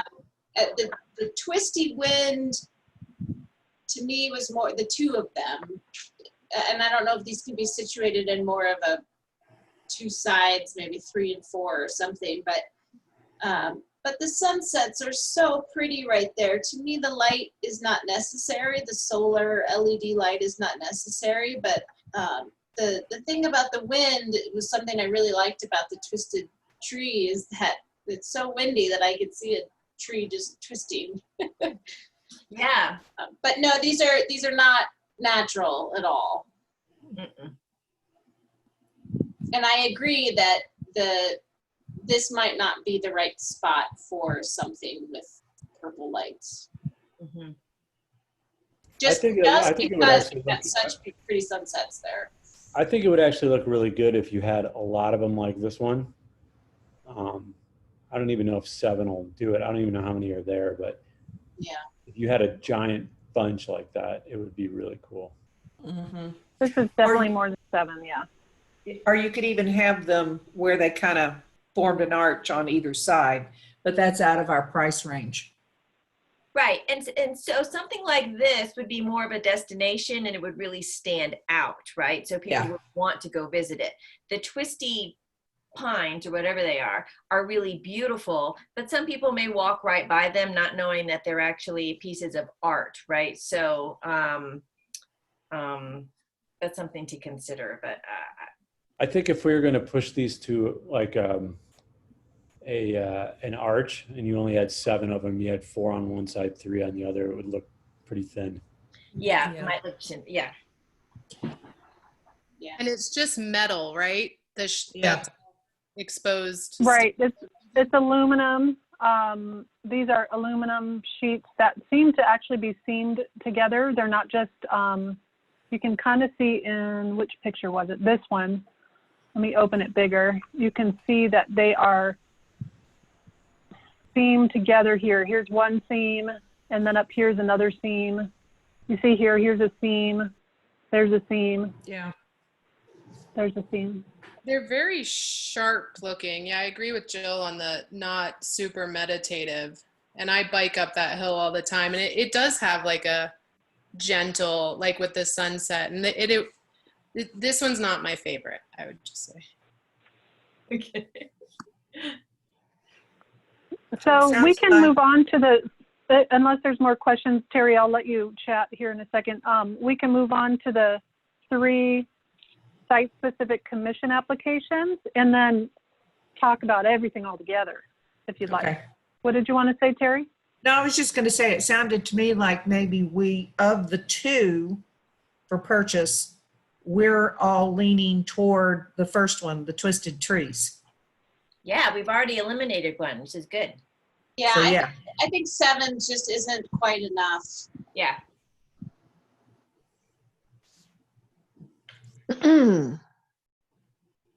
All right, so let me open the site-specific applications. There are 3. One is John Davis. He's from Albuquerque. And I will open all his pictures because these are also very small to see. And John is right here. Oops, here's his pictures. Okay, so anyone on the committee want to share why John was selected? It's not for this one. It's the one this one, the furrow. If I recall, this was not one that we wanted to potentially purchase. It was one that we wanted to ask him to create, right? Right. Yes. Yeah, it's more of But his something aesthetic. So, along this line. Well, yeah, so he has such a wide range that we would say to him, this is the sculpture we were inspired by. And then you give him that direction. Yeah. right. So none of us liked the colored, right? But we were impressed by his finesse of the different metals into lots of swooping shapes. And so he clearly has the talent to do something in an archway with mixed media.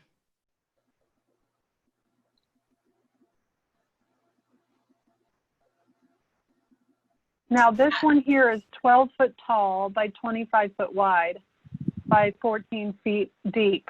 So it's huge. And his budget's $70,000 for this one. So, you know, we would be looking at something smaller than this. I wouldn't say half the size, but that's what his proposal would indicate to us. He knows what our budget is.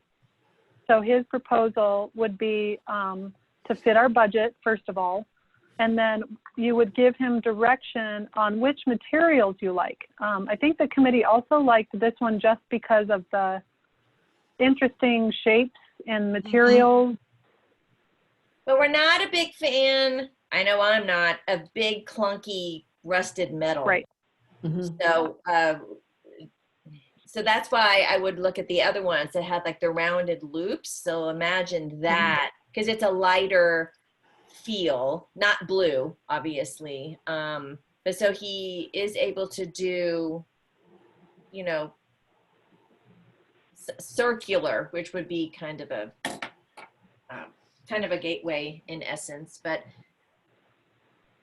anyway, I'd be just curious to see what he comes up with.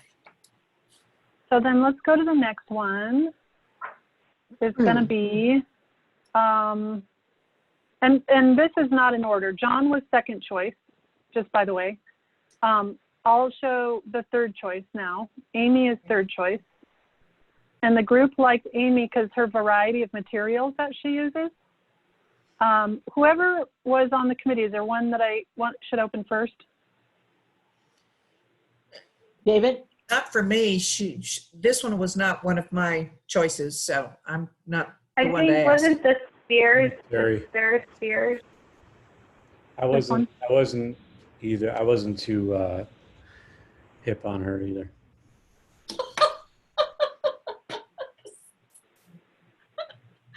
That wasn't it. Yeah, no, that wasn't it. It was a mixed group. Go through a few more. Any thoughts on this one? Wasn't it the tree? That Was it? I thought it was the balls that she was able to make these like yarn, metal, like just a variety of things that she could do. Yeah, it's the variety. She's able to do circular. I think it's because for the stick, she looked like she incorporated actually some natural elements to make it look like it was a tree, you know. It's like landscape integrated art is this one. Yeah. Go back to the one with the trees that looks like it's the... This one? Yeah. Or this one? The Glorietta.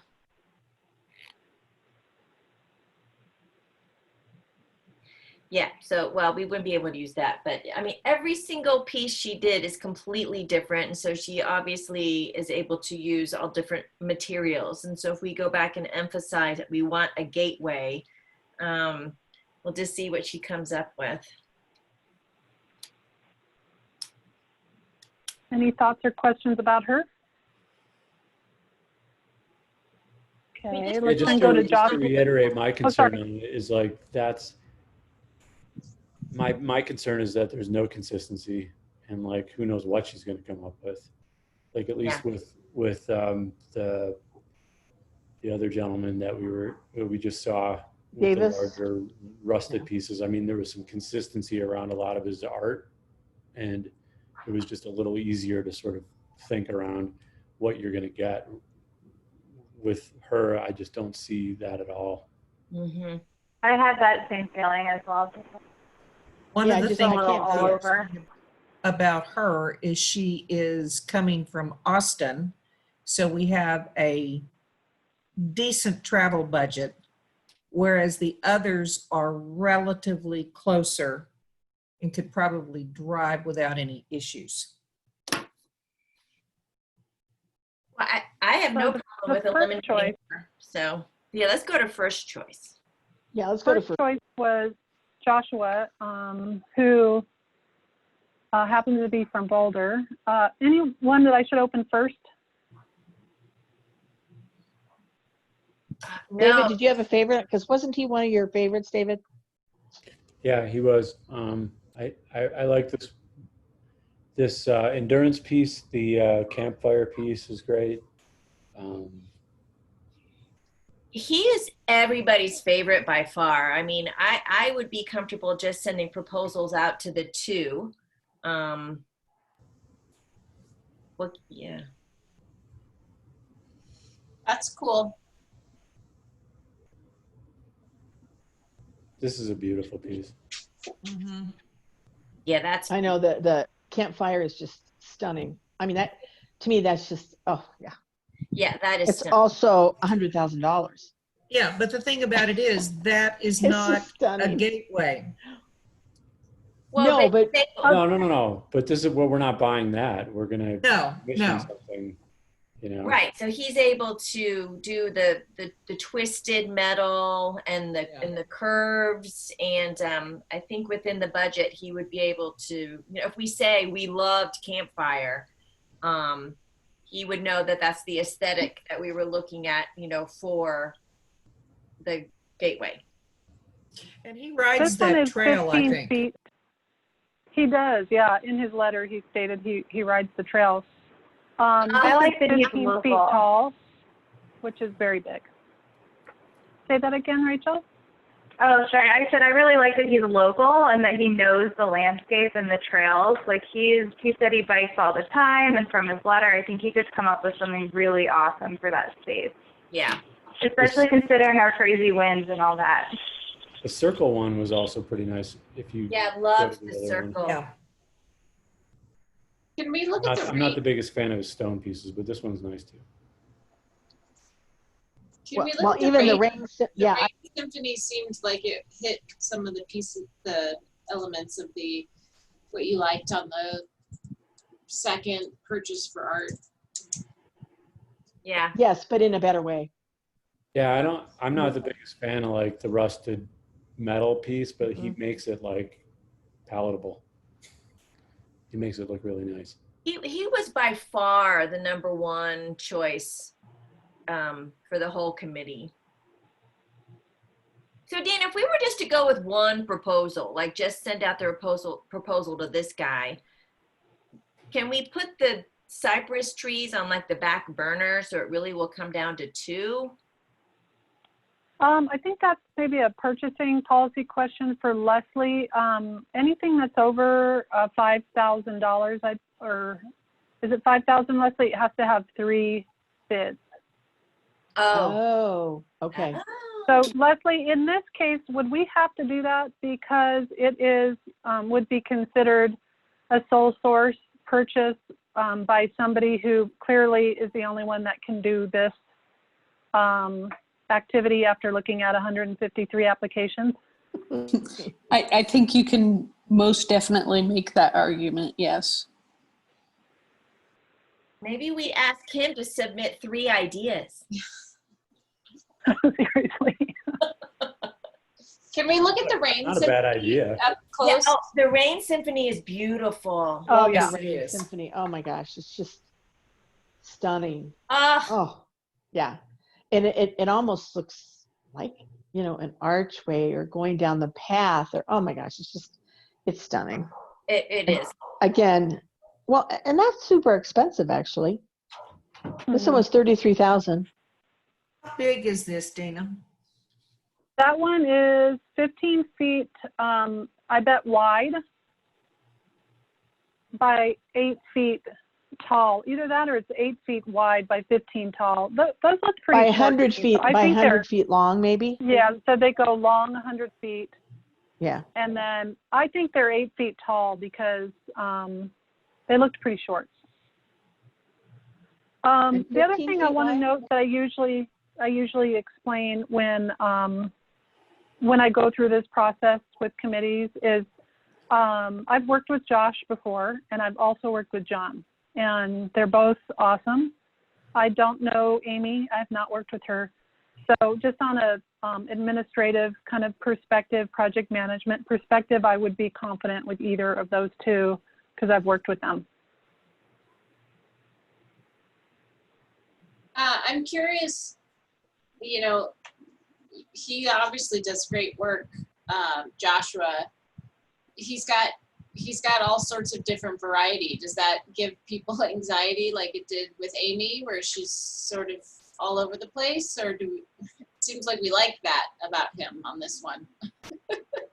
I like his metal. I like his rusted metal stuff, like more so than even the aluminum stuff, but definitely not the rocks or the stonework. Right. I think for Joshua, we're able to direct him to three very specific pieces that inspire us. Whereas with Amy, not one specific piece really spoke to us. So I wouldn't even know how to give her direction. So I agree with you, Jill. Like it's a little different. Okay. Yeah. So did we come to a decision from, whatever, Leslie's perspective? Can we go with just one? Or do we have to do, we have basically 5 different artists. How do we handle that, Dina, for the final vote? I guess my question is, if we pick Joshua and we say, give us a site-specific proposal, and we don't like it, what happens? You can do whatever you like. You're not committed to any project. And we would let him know that ahead of time. And we can also give feedback. So we went through this process with the triptych. So we kind of worked with the artist to say, oh, you're on the right path. And then we went through the committee and gave feedback, and they were able to make adaptations. And that's how we came up with picking the final 3. But yes, we would do, just as an example of next steps, we would do a site visit with the semi-finalists or plural finalists. And we would talk to them, give them all the info that you want to share, actually stand there at the site with the tape measure and really hone in on the parameters. We would tell him which artworks of his past work you were inspired by, which ones you didn't like, and why, so he knows. And then if there's a particular theme, well, we've established that it's, meditative, it's this and that, it's this and that. So we would want to make sure he has that information. And then that would be the next step. And that would be definitely more of a collaborative start with him. And for that matter, anyone who might be a semifinalist. So, Dina, because of your commitment through almost the end of September, would we be able to see and talk with him before then, or would it have to be after September? Well, based I on your definitely schedule? think we could do a site visit. 2 hours to do a quick site visit, I think would be all right. And I'll know tomorrow really if the drive-through is going forward or not. We're still not clear if the site is going to be available. And if the site's not available, we may not go to our second choice site for a drive-in. So I will have more info tomorrow and Monday on my availability in the next month.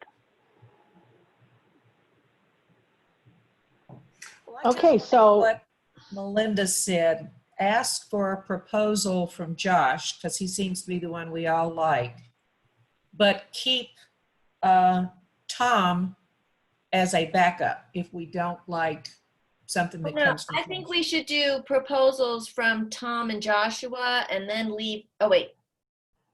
Tom is the purchase. Tom is the purchase. Oh, Tom, Joshua, and then John. So then we get proposals from two. Yeah, Thomas is Twisted Trees to buy. Okay, so that's actually 3, Okay. right? So that's, if Leslie says, that's still kind of considering 3 people, 2 proposals and 1 purchase. Are we, So, and are we get paying proposed. John to come out here if it's a site-specific commission? Yeah, how does that work? Yeah, if you're requiring a site visit, then we would need to pay for travel. If you're not requiring it, it's just voluntary, then it would be up to him if he wanted to come or not. I think we should vote on John then, because I mean, not everybody is piped up. Like I haven't really heard from Christina and. Well, Christina sent her favorite was the Boulder Artist. You The saw Boulder. it on the chat window.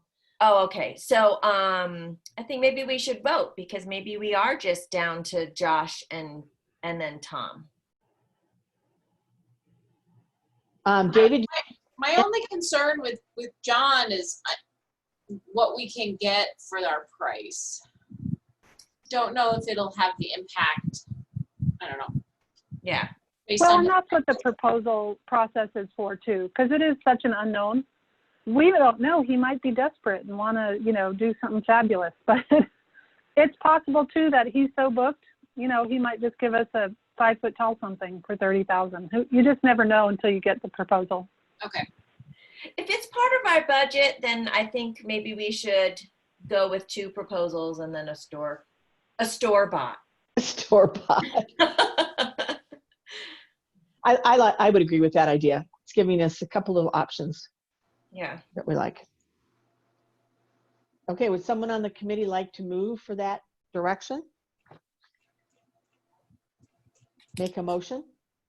I'll make a motion to go forward with asking for 2 site-specific proposals from Josh Weiner and John Davis, and to retain interest in Tom Benedict's purchase.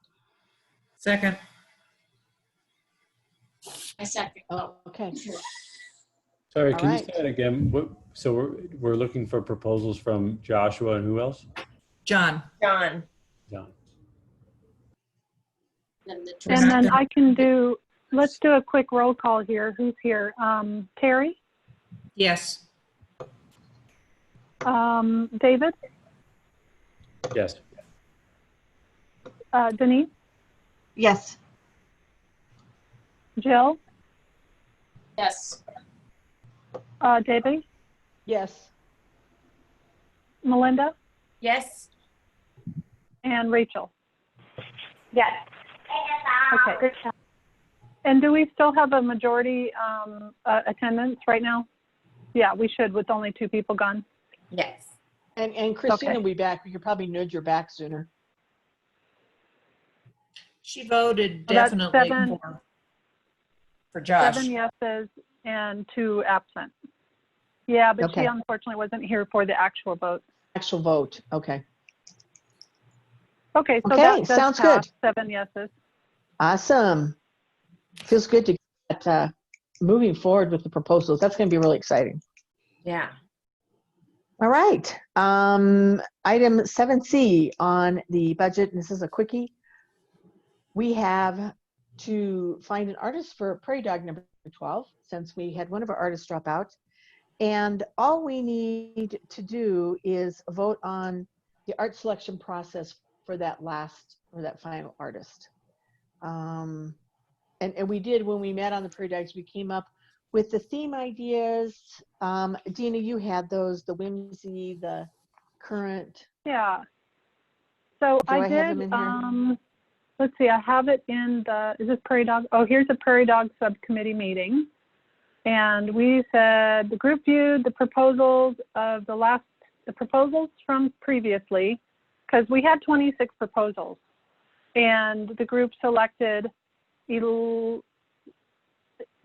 12 proposals from the previous applications. So they reviewed those that were left over and not selected the first round. And they decided to start from scratch and move on with a different theme. And so the theme they would like to be considered is here. So a combination of sound, So there are artists who can turn the prairie dog into some kind of sound art with a sports theme and whimsical and fun aesthetic. And then it would be located at Community Park. And that's why it would be the sports-oriented whimsical theme, because Community Park, as some of you know, is our major sports park. If I'm describing it correctly, Leslie, let me know. A major sports park, and people there would enjoy some kind of sports theme. And Dina, what was the thoughts, the selection process? Were we doing, remind me, were we doing it by invitation? I mean, we had the guidelines, we have the location. What was the process for the artist selection? It would be invitation only, because there's only a few artists that do sound art. Okay. So I've done a bit of research, and there were 2 that I contacted so far. There's still a couple on the list, but one, unfortunately, is a longtime Colorado artist, and I found out he has dementia and is no longer making art, early dementia, and so he can't be considered. So the second artist, however, his name is Ryan Elfendorf. He is considering it. I talked to him on the phone. He's very interested. I sent him pictures and a description and the location. And he was going to get back to me on what he thought he could budget for doing a sound installation, because it would be more than the $800 stipend that we gave to the artist, just because of the materials for sound. Mm-hmm. So we discussed perhaps doing a materials reimbursement for the sound equipment, and that the $800 stipend would suffice for his design fee. So with that in mind, I still would like to find a couple more artists to consider, and then come back to the group. And of course, if any of you know any sound artists that could be put on the list, for sure, send them my way and I can contact them. So Gina, are you saying you do or do not want to vote on the artist selection process? We have the theme, we have yes, the location. I think you should vote on the theme, the location, and the invitational art selection process. The invitation, okay. All right. I move then for the final and 12th Prairie Dog that we use an art selection process by invitation, and that the theme is sports, sound, whimsy, 3D, and that the location is Community Park along a pathway. Second. Discussion? I guess my only, I don't have a problem with the sound theme and the sports and whimsical and the location, but I am a little curious why we would just do invitation only when we only have one artist who's maybe considering it. Well, invitation only would be because there's only a few artists that do sound, so there's no reason to spend the time doing a call for entry. So do you mean, however, though, that we've already talked, that since I've already contacted one and he's interested, we just move forward? No, Is that what I think you meant? I guess my thought was we may miss people if we're only inviting people we know of. Oh, right. I see what you're saying. Well, there are just a limited number of people that do sound art. So that's kind of the process there is when you have such a limited scope of a project, to make the project go faster is to do an invitational list. It is part of the, I guess you could call it, for lack of a better word, authorized selection method for CAPS to select artists. So it really, it's up to you all how you want to proceed, but it's just as good doing it that way as any other of the methods. It's whatever you prefer. And I think also in an effort to save time, because we've already gone through the whole proposal process for the other prairie dogs, and one of their artists dropped out. So we were kind of trying to expedite the process a little bit. And because we do have such specific criteria, it just made more sense to do the invitational. Okay. Well, and one of the other, Jill, one of the other thoughts too is that we are we're going to put out the RFQ for the 4 bus shelters art. And so then you add in the prairie dog, that it just, there's sort of a limited scope out there. And No, that's again, fine. I'm kind of learning the process too. So I'm still learning that process. you So know, I'm just so you know, I'm we just did, asking questions. yeah, no, of questions. In fact, this, what you just asked is something that we went back and forth on, actually. Should we do a whole new request, you know, for proposal, or should we just, because we wanted to add in the sound, if we know there's sound artists out there, because then we just do an invitation for the sound artists. So that was the thought. But good question. All right, should we move for a vote on this? Okay, it's been moved and seconded. We just need to vote. All in favor? Let's see here. Sorry. Sorry. I lost you guys for a second. Okay. I'm just going to do the roll call thing again. Okay. Terry? Yes. David? Denise? Yes. Rachel? Yes. Jill? Yes. Debbie? Yes. And Melinda? Yes. Is Okay, Christina that's back? 7 yeses, and we have 2 people still absent. Okay. All right, motion is passed. Next item, 7D. So this basically, the Public Art and Design Handbook Committee, and we had this up for vote last month, and the meeting was too long for us to get to, but we really need to look at this. The committee has met and put it together, basically. We need to do any discussion on it and vote tonight, because it has the part on it. One of the sections is the art before you dig. And of course, then the other one is the unsolicited proposals. And Dina sent those out to you in the agenda as an attachment. And Melinda, do you want to take over, since you've been doing this, you've been a part of this committee for quite a while? Well, I mean, for section 10, I mean, this whole meeting walked us through these exact steps, right? We're basically already doing these, and it's, you know, the overall goal is just to encourage the integrated cooperation, you know, among many partners in town, to establish guidelines so that CAPS has teeth in future developments. There's that piece. And then, you know, we clearly have experience in it, and it's kind of a standard format, but it all looks good. And it explains what Jill was just talking about, invitational versus open competition. It talks about, you know, the eligible arts. We don't want catalog, you know, a Sears catalog type of stuff. I think it's all pretty standard stuff, and we've actually worked through it tonight. The other piece is section 11 for the unsolicited proposals. We kind of went back and forth, and actually this actually I think we need discussion on, because we don't get unsolicited proposals very often, which is why we originally thought that 2 times a year would be enough. But since we talked about this at the meeting, we've had 2 things come up. 1, we had an unsolicited proposal pop up.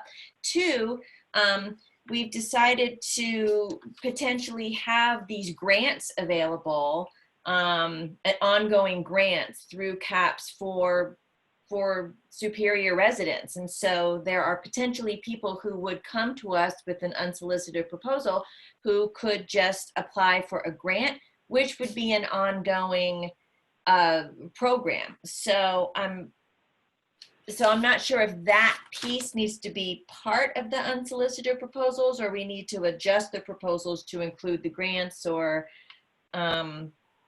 those are my very confusing thoughts, if anyone was following what I was saying.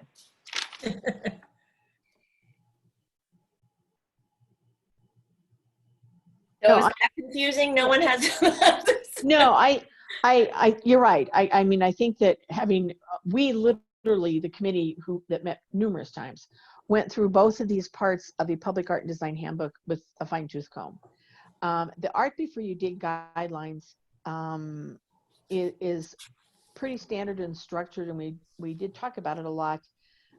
The interesting part about this is Superior does not have a lot of open land, developable land left. And for example, the new subdivision that is off Colton, across the street from Chick-fil-A, we had originally met with the builder who's went away, and they brought before us some thoughts on public art in their development.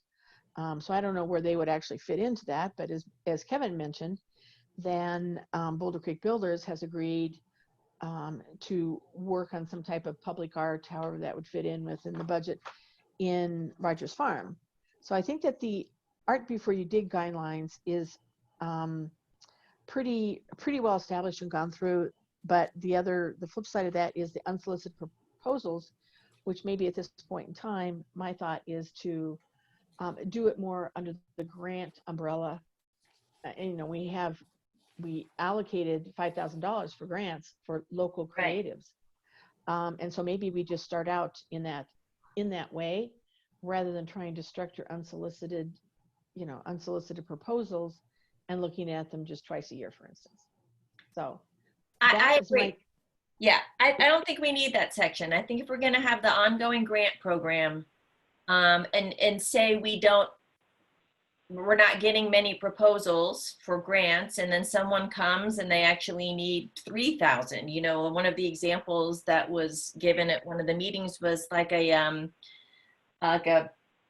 I don't want to say Boy Scout. Well, I don't know my scouts, but an older one, right? Who, whatever the levels are, like they might have something that needs an immediate turnaround. They would have that money available. So I'm not sure we need this section. Dina, you want to chime in here, because truly this is your area of expertise. So you want to let us know kind of where you would come in on this and how we might need to change it? Which one do you want to start with? Do you want to do the unsolicited one? Yeah, I think that's easier. Okay. Yeah, what Melinda said makes a lot of sense. If you're going to be giving grants out, and whether it's $5,000 a year or $10,000 a year, what have you, you then have a process in place through the grant application process to review proposals. So if somebody calls in and says, hey, I have this idea, then you say, great, here's our grant application process, here's our timeline, apply then. So I think you're right. If you're going to be doing grants to creatives, this section is a moot point at this stage. Great. Right, I agree. Do we have to do anything with this that we wrote up and discussed, or can we just not add it in? Do we have to vote on? Not? I think policy-wise, Leslie, do you think they need a vote to not accept it into the handbook? I think you can get away without voting to not do something. Okay. Is there any more questions or discussions about it that I can answer for anybody? David, did I hear you pipe in on something? No, I did not. Oh, okay. I mean, if we were so fortunate to get to the point where we had extra funding and someone wanted to have an unsolicited proposal for $25,000 or whatever, we'll worry about that later. So. Yeah. We can put this someplace else, and if we need to bring it back, we could. Okay, so that one's gone. Leslie said we don't need to vote on that. Okay. Art Before You Dig. Thoughts on that, Dina? Oh, sure. So thoughts about this. Debbie explained that this is a pretty standard process for developers to follow when municipalities ask them to do public art as whether it's a requirement or a soft encouragement. It's pretty standard. I've written these before for a number of municipalities around the state. I've done a ton of research on the process. And then when I worked for the city of Aurora for 8 years, I worked with 30 developers on public art requirements. I wrote 2 city codes for public art and private development. So you can rest assured that this process is pretty standard for developers. They know how this goes. When a municipality says, we want public art, they sometimes stomp their feet and they're not happy about it. But for the most part these days, people understand the value of public art, and they really, they just want to know how to do it, and they want less red tape. So that's what this process does. It's a step-by-step guide that we would hand to a developer when the town has asked them to do public art. And essentially, it's hand-holding. It's helping them figure out where to place art, what artists to choose among, and then how to do the installation. So as staff, I would be the one to help them through it with your guidance, of course, and CAPS would be the approval process. Now, should you guys approve this tonight, there's still a couple more steps in this process, because working with developers is very complicated, as Kevin alluded to a little bit earlier. And that is, there's a lot of people involved with developments in a municipality. So while we might think that CAPS should be the end-all be-all for what the art's going to be, there's a lot of people in the process. We have to go through the planning department. We may even need to talk with Public Works. We have to talk to the Parks Department, because some of the developments have parks as requirements. As Kevin said, for Rogers Farm, they have a park requirement. And then we need to work with partners like other advisory groups that have purview, the Planning Commission, ProStac, OSAC, anyone who has purview over a development. So there's a lot of steps. There's a lot of people we have to be in touch with. So the thought here is, if you all approve this section tonight, is Leslie and I will move forward on a staff level to integrate this through the town process for review by other staff and Manager Magley to review this, to ensure that everybody who has their hands in the process for development knows CAPS's desire to be the leaders in what art is going to be and how, and then move on to perhaps it's an experimental project with the first developer, and that's potentially Rogers Farm. Sounds like it might be the first experiment here. Any thoughts or questions that I can answer for anybody about these steps, or how to work with developers, or anything at all? No, I love the whole procedure and how all of this oversight is integrated into it. So it's exactly what we've been looking for, that it's not just us as volunteers, right?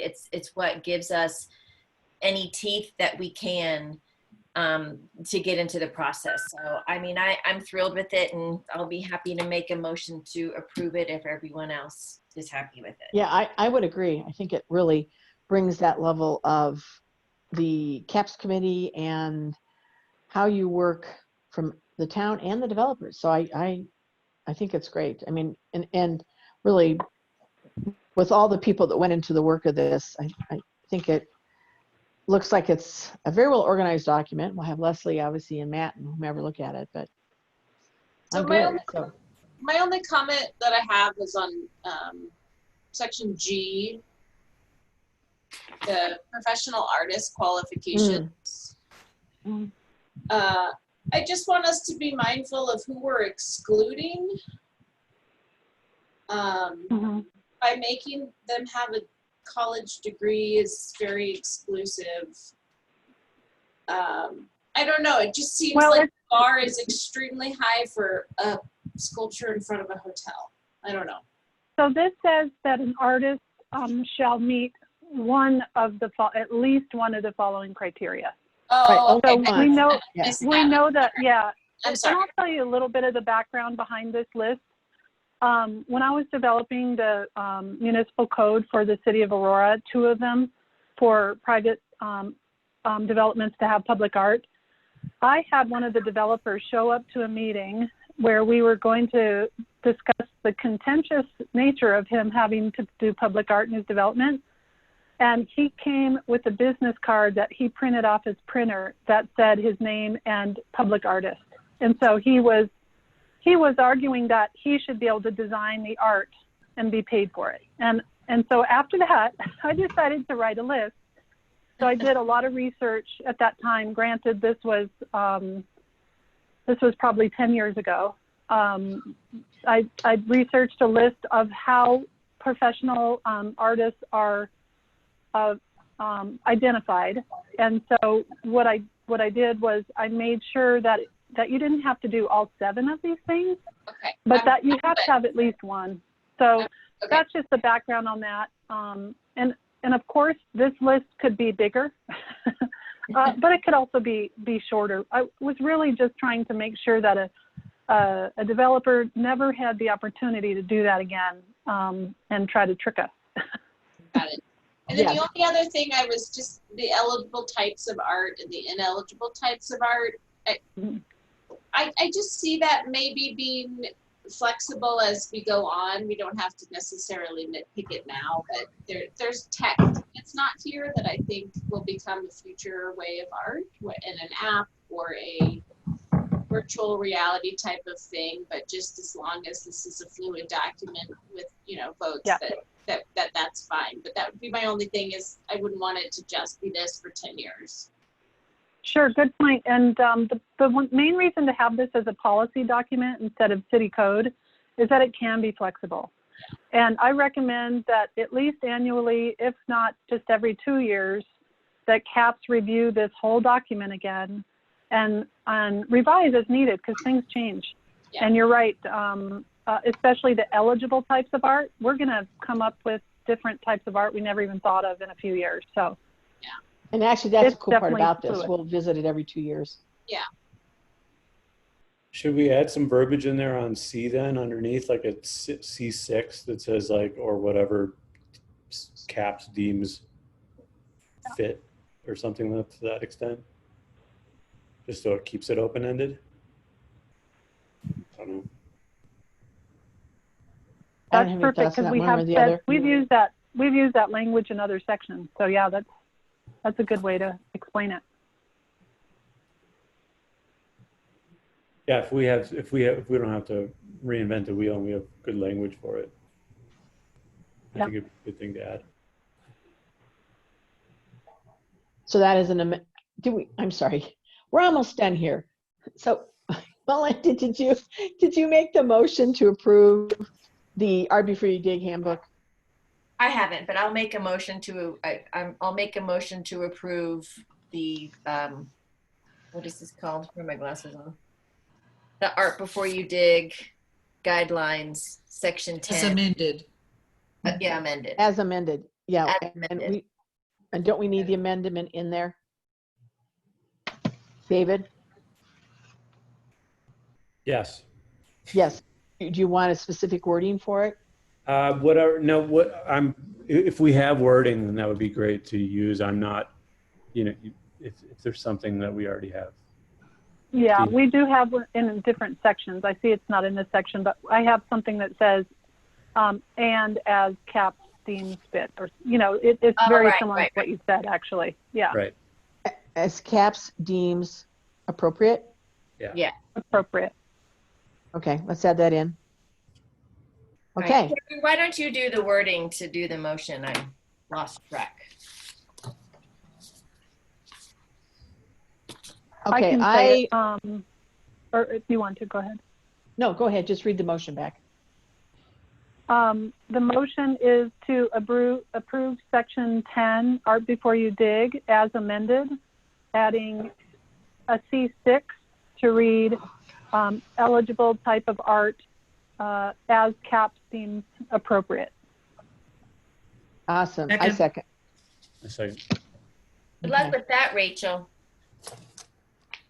Yeah, poor Rachel, and she's typing madly away on the. It's a good one. Thank you, Rachel. It's such a big job. It really is. But Rachel, lots of people will help you get the right wording. So if you could have seen what my first draft looked like, you would not be nervous right now. And by the way, Dina does have to go back and listen to our meetings to make sure it's all. Yeah. We were And then any discussion about that motion? No. So let's vote. Let's Okay. vote on the motion. Okay, let's start on the bottom of my list here. Rachel? Yes. Christina? Oh, I thought Denise? you- oh, Yes. Debbie? yes. Terry? Yes. Melinda? Yes. And Jill? Yes. And David? Yes. All right, then that motion passes.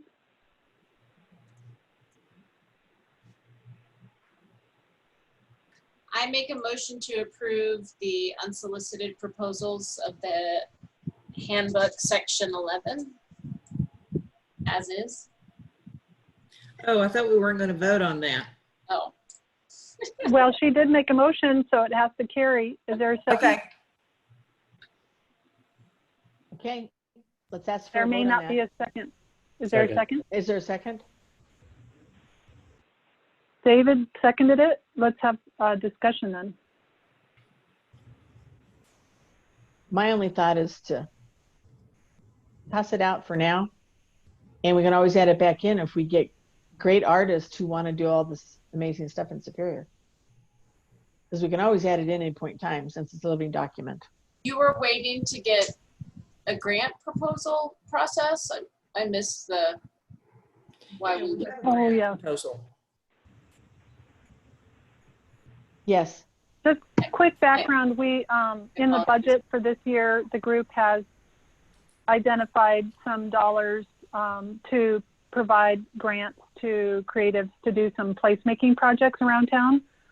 And so that's what Debbie and Melinda were talking about, that since we are going to be providing grants, that maybe we don't need this section. We would just tell anybody who sent in a proposal to apply for a grant. I see. And so we didn't necessarily need a policy. Yeah, we don't need this section because we have, I think our grant program is a much friendlier way of getting money to the creatives in Superior. Okay. Okay, let's call for a vote on Jill's motion. There she is. Okay, we're calling for a vote on Jill's motion. Can you read the motion back again?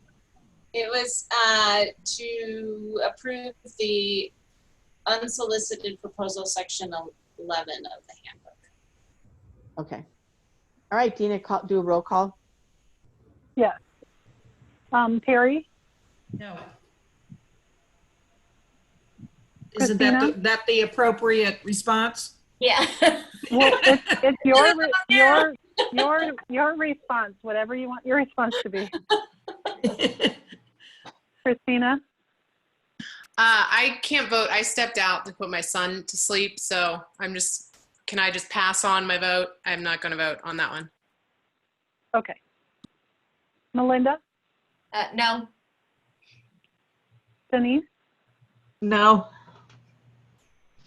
Debbie, No. Jill, No. David, and Rachel.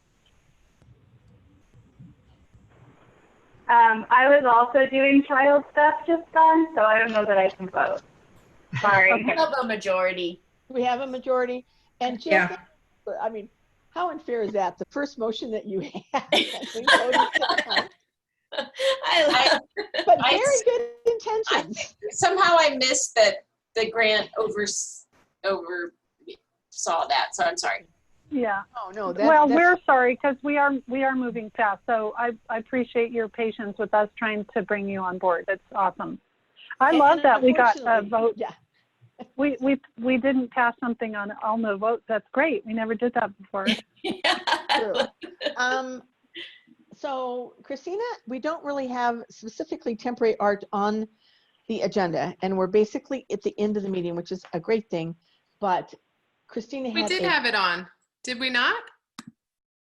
Have it on the agenda? It was the last thing. the Oh, it's temporary the art. very last thing. Yeah, the report. Right. Yeah. So, I mean, I can just go over really quick, okay. or if that's all right with everyone. Yeah, we're just, and we'll know more funding and stuff too. So that was part of the biggie. So from the last meeting, yeah, it sounded like it was 20,000 what we fell on. I don't know if that'll change, but that was for the fall winter art project. Listening to what everyone was saying from the last meeting and prior, and also with the mental health being so fragile and darker days coming from COVID, these kind of things. I heard that people were interested in something with mobility, lights, or murals. So I was thinking, I found some artists and a couple local artists as well. And I'll just, since we don't have much time, I can just post them in the comments. And I just wanted to mention it only to see if maybe we could start going in that direction of, because I know there are some like really scary underpasses, and I think with it being darker, I think we should kind of make it nicer for people to be able to get around like outside, is my thought. Sounds good. Yeah, it does sound good. No, I do. We've talked about, just so that Jill and Denise know, we have talked about a fair number of stuff that, and actually I think there's examples in Dropbox of lighted art and that type of thing. And Christina, we'll have a much stronger idea. So I don't think the temporary art subcommittee has met recently, have they? No, we were kind of waiting to like make sure we knew the budget for it as well. And I can't post this stuff in the comments for some reason. Okay. But maybe I'll just email it out. Okay. Okay. Can you get it in Dropbox or no? Yeah, I could put it in. Are people still looking at that? I haven't in a while, but if Yeah, you I feel tell like me to, I will. there isn't so many people on it, but should I put it on Dropbox? I think one spot would be helpful. Okay. I mean, there's so many great ideas.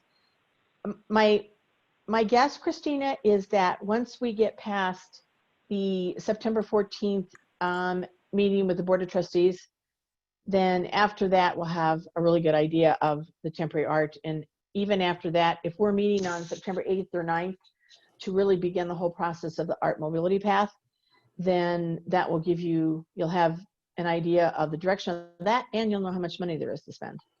So gather the ideas in terms of winter, fall and winter with some type of lighting, because I really like that. Any other thoughts from the committee members? A direction? David, you got any thoughts since you like temporary art? Sorry, I would agree with that. I actually like those ideas a lot. I mean, if we could focus on doing something quickly to move it forward, that'd be amazing. Right. Yeah. So let's hope that maybe you guys can, once you know the budget and stuff, which you'll know by the 16th, you can take it from there and just go with it. Okay. And did we need to or want to discuss the temporary art piece that is currently up at Purple Park, George and Melanie's? I like it. Like the houses, I'm very disappointed. Oh, sorry, Terry, go ahead. No, that's okay. Go ahead. Oh, I love the houses. I'm very disappointed in the flags. I thought it was going to have a little bit more flair and presence. But I love the houses. I like the fact that it's created discussion, even the negative discussion. Yeah, I agree. Good. Yeah. The stormtroopers to somebody Walks. actually emailed me and thought that that the town had put up environmental air testing things. Someone else thought they were for the geese. They're like, do they keep away the geese? Which I thought was also creative. Well, they keep away the geese? I don't know. I know this is a public meeting, so I might be outing somebody, but I was standing on the corner taking pictures, and a handsome man drove up in a Porsche that looked like it was kind of a light gray vintage Porsche, maybe about to be painted, and he asked me to marry him. Okay, that's how much excitement that sculpture has brought. He thought I was the artist. He said, "I thought you were the artist. I would marry you." Oh, that's wow. Well, and I have to tell you, my grandkids think the floating things in the lake is the coolest ever. So, Oh, and that was yeah. I don't I think, like the lights at night. oh, Yes. it's great. Yeah. I just don't think we needed the flags. I don't think they're It was cohesive. a little, yeah, it was a little disjointed. They were Yeah. kind of over there, and then the houses were also over at the other end. Yeah. Yeah. I'd be happy taking those down now and leaving the houses. Well, raw. they said it was supposed to be as it goes along. Remember, Dina? He said he wanted to take things away and add things. That was actually supposed to be a part of the project. Yeah. We can encourage him to take some away. I would encourage him to do that. Yes, All I right. would too. Thank you, Christina. Thanks. And a quick, I think Dina just has a quick couple updates, and then we should be good. Yeah, extra quick. So Target is reviewing the agreement to see if they would even allow us to put the sunflowers on their property. So maybe by October, we'll have a yay or nay from them, and then you guys can vote if you want to move them there. Okay. Okay. And Jill and Denise, I'll give you an update on that. And then second, what's the other thing there? Oh, the Snapshots. history in the making. Right. Snapshot I- versus Superior History in the Making. Yep. Yeah, in September, I think we should get a subcommittee together to develop a way forward, because as I've been thinking about creating a book for the project, I think we should have more of a curatorial eye than I originally anticipated, and also a curatorial selection of the stories that we're collecting. And I think that's where the Historic Commission can help us, since they have created a book before. They can help us, I think, with logistics and telling the story. I think it really needs a story to be told to make it a Interesting. successful project. So And the those are photographers, it just was a quick update. yeah, no, the photographers, it was interesting because they, even like with Mike and I, the ones that they took that were not posed portraits were actually much more interesting and much more COVID related. So Yeah, so when I when have Dee those saw to view. yeah. Yeah, I have those for everyone to view. So if we could maybe figure out sometime in September, late September, for a group to get together, start to look at the photos and really help curate the ones we're going to use. Each photographer took 80 family portraits, total, but they took at least 10 portraits of each family in a variety of ways.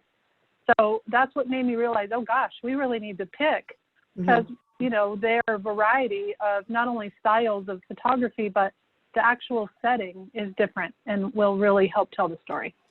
Yeah. All right. Thank you. Is there any burning thing we need to add before we adjourn? Again, thank you, Jill. Thank you, Denise. Thank you. We appreciate you part of this. This is trial by fire tonight. We really did a And, lot. and Yeah. heaven only knows when we lost Kevin. That was a while ago. Yeah. Well, he said he was going to leave, so he had another meeting.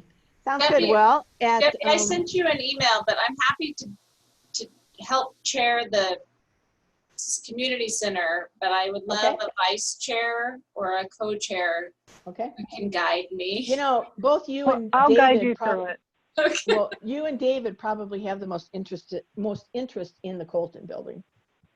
So maybe you guys can Yeah, I don't know if I'm going to have at the moment the amount of time that I'd like to, that is going to be probably needed for that at the moment, with a couple things that I'm working on right now that are going to just, I'm going to be too full up. Yeah, no, we don't. And again, we do not want anybody to be stressed about this. So awesome, Jill. Thank you. David, I'm happy to take the lead. I don't know how to run a meeting quite yet. All right, Dana will help with that. You made a motion on your first meeting. You do. I just thought I'd slip that in there just to practice, and it failed miserably. So now we know That was impressive. Very impressive. All right, so it is 8:47 and we've adjourned the CAPS meeting. Thank you, everybody. I appreciate it. Good night.